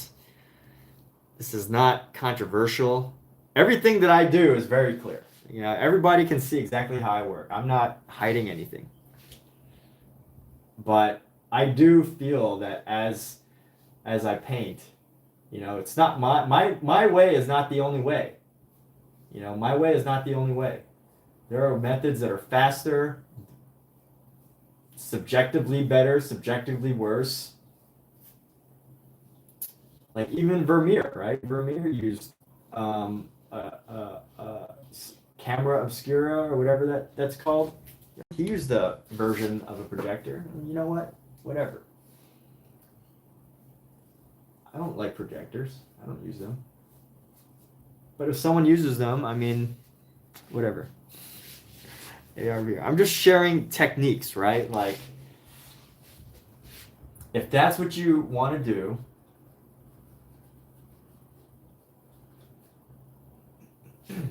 that's what you want to do. If you want to just like, you know, project and then trace the projection and then just paint between the lines and then capture, you know, the exact detail that you want and just focus on painting, then that, I mean, I don't know what else to say except for the fact that that's what a lot of artists that are actually getting paid pretty well, that's what they're doing. I mean, and I'm not even talking about muralists either. Like muralists, I totally understand if they need to use a projector because they're getting paid by the city to do a very specific piece. And you know what? You don't want to be sitting up in a, you know,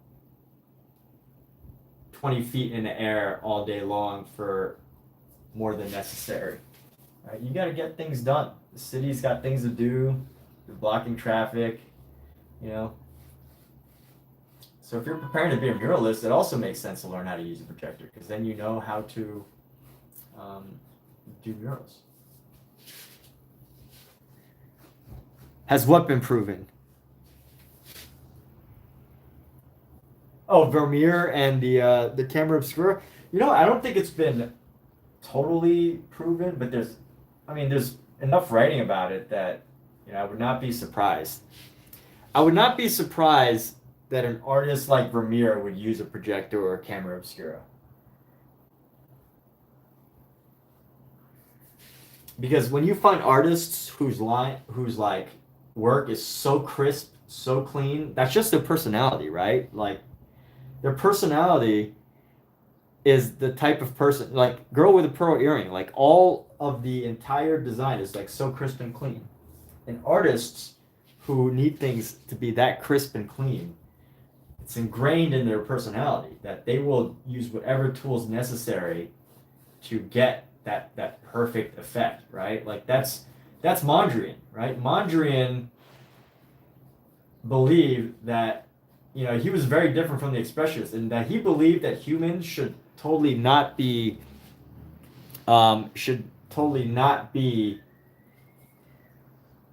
like, it's not necessary to have any human um, input into a painting, right? Like he almost felt like it should be mechanical. Pete Mondrian, um, you know, that humans, that art doesn't need to have human input, right? That art doesn't need to have the artist's hand or the artist's brushstroke to be in a painting. That was totally unnecessary to Piet Mondrian.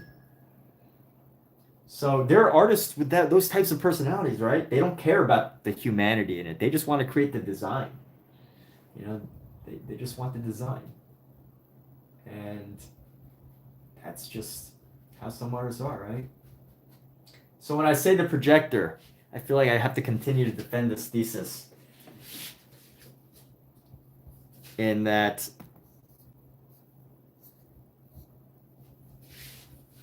every individual artist has their personality, and you know there are perfectionists who literally cannot tolerate, whose like brains are just so like perfectionist that they cannot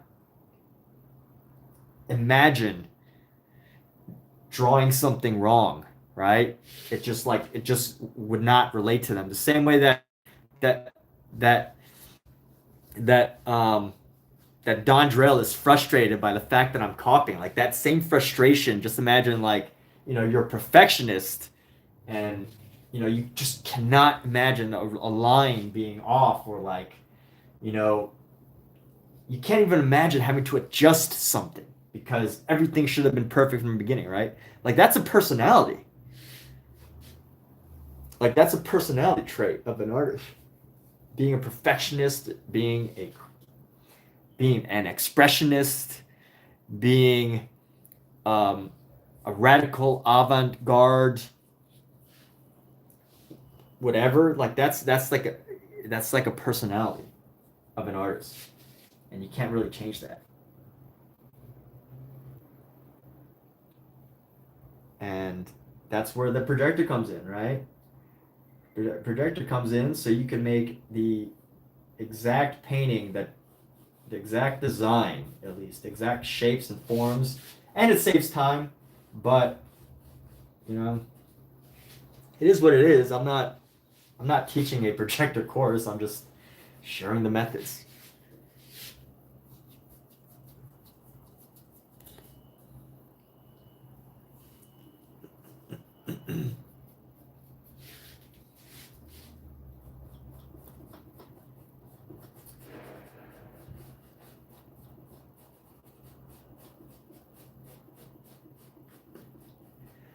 Yeah, I was listening to this book. It's called what's it called? It's about Pete Mondrian. It's a book about him. But basically, you know, I heard it was just interesting to me that his philosophy really was that, you know, art does not need the human expression. You know, you don't need to. The artist should not be. You should not be able to tell a piece of art was made by some artist based on the brushwork. That's what Pete Mondrian believed. And then he created, you know, the red, yellow, white, black line, you know, and it's brilliant, the blue primary colors. And if it wasn't for his design, if it wasn't for him creating that design, no one would know who actually painted it, because supposedly, according to him, you're not supposed to reflect your humanity in artwork. So when I talk about projectors, that's, you know, the type of person that I'm talking about, right? There are people out there that believe that. There are artists out there somewhere that abides by that philosophy that, you know, you don't need to. I don't care about your brushwork. I don't care about your bold brush strokes. I don't care that you can paint like an expressionist or a impressionist. I don't care about your brushwork at all. I just want to see perfect mechanical mastery. And there's an artist out there with that personality who's making art with a projector.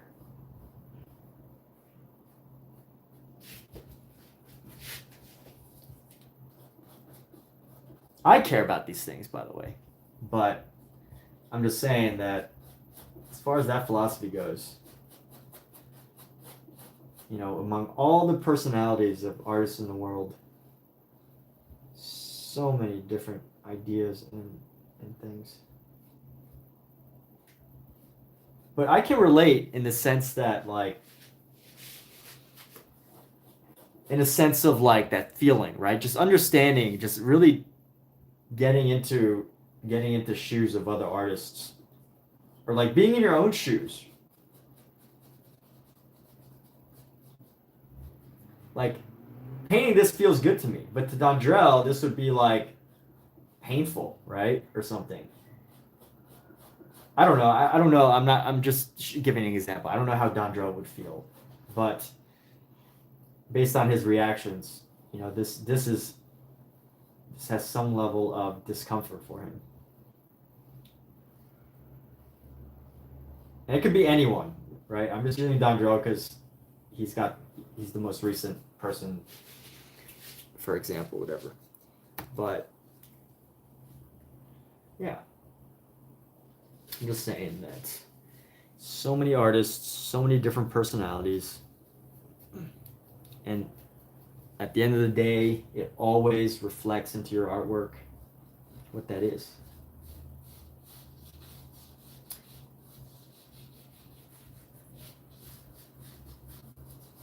So if anyone, by the way, let me see if I'm gonna go pull up that book.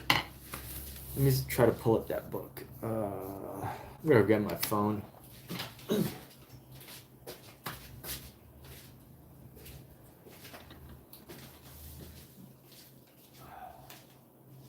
Scout, you better not puke on my pillow. You hear me?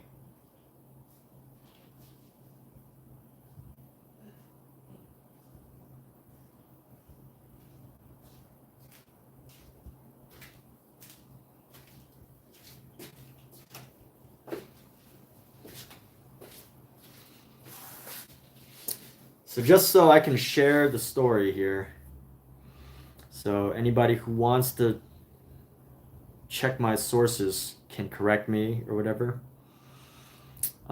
This is the book. Let me try to find it.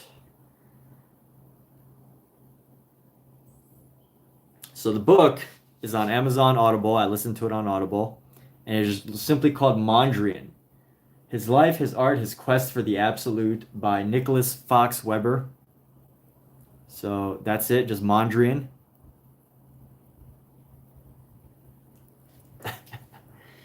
Just Mondrian. Actually, you know what? I'll link.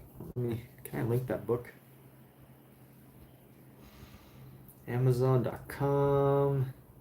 Mondrian.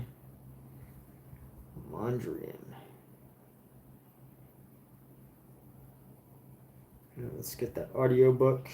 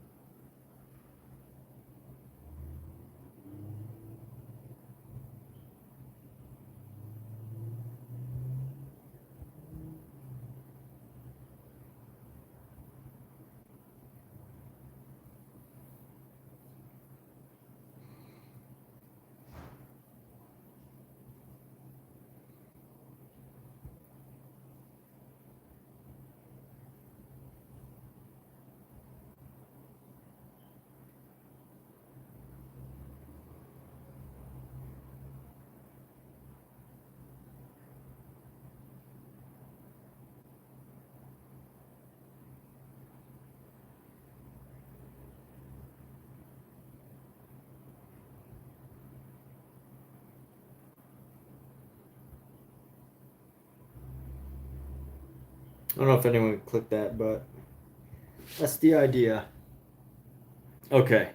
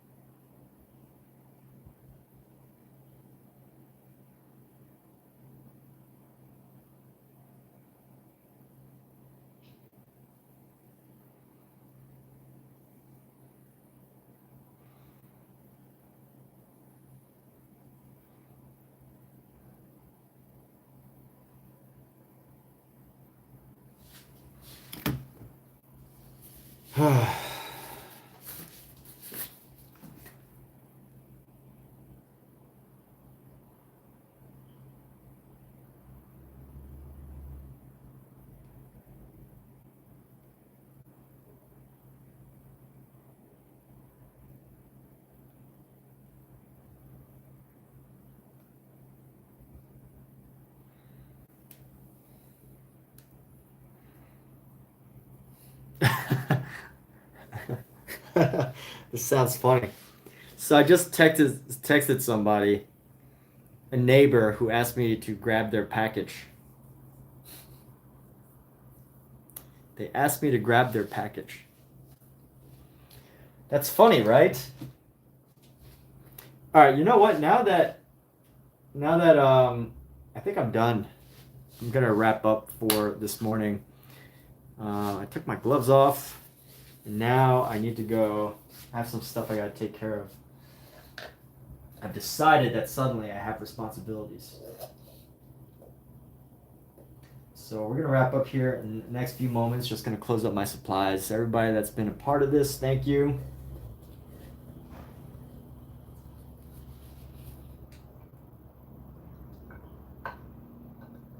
Thank you, everybody. Thanks, Dondrell, for thanks, Dondrell,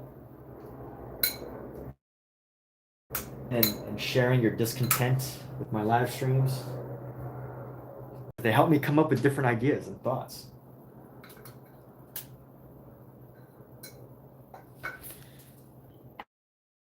As always, all the Amazon Live viewers, wow, thank you. Thank you for checking out some of the products that I've experimented with and actually use.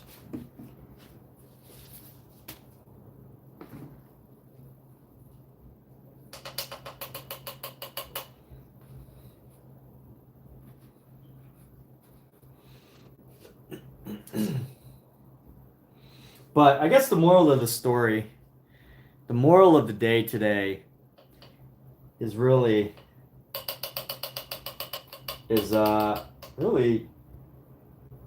to appreciate everybody's differences, right? Everybody's people's preferences. At least in the art world. We don't have to agree on things outside of art. Like, we don't need to agree or appreciate every opinion in the world, because some opinions are like buttholes, right? But I think as far as in the pursuit of art, I think we can appreciate the many personalities in it.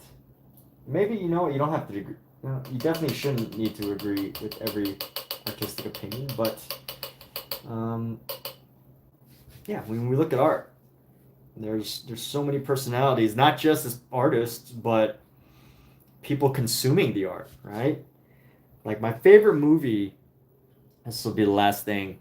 My favorite movie that depicts art is The Accountant. Action movie, great, amazing, awesome movie with Ben Affleck, and he plays this autistic savant. And the great thing about this movie and their use of a Jackson Pollock painting is, so like, he was an autistic savant assassin that as a kid growing up, he like suffered from overstimulation from like noises, visuals, and things like that. And in his adult situation as an assassin, a highly paid assassin, there's this one scene of him just staring up at a painting of Jackson Pollock, and to me, that painting looks like chaos. It is overstimulating, very much overstimulating. If you've ever seen like a Jackson Pollock painting, they are not easy on the eyes, right? At least not in my opinion. But what I found fascinating was how they portrayed this character as, just looking up at this painting and just enjoying it, just chilling with this Jackson Pollock painting on the ceiling, just chilling, relaxed. So, when it comes to art, that movie really helped me to realize that not only are there so many different personalities that can manifest into artwork, but also many personalities for which artwork, for which people will receive artwork differently. So there we have it. Is that a good message for the day? Is that a positive message? Hope so. All right. May the wage cage take it easy. All right. Take care, Dave. See ya. Omizu, Dondrell, everybody lurking. Take care. Bye bye.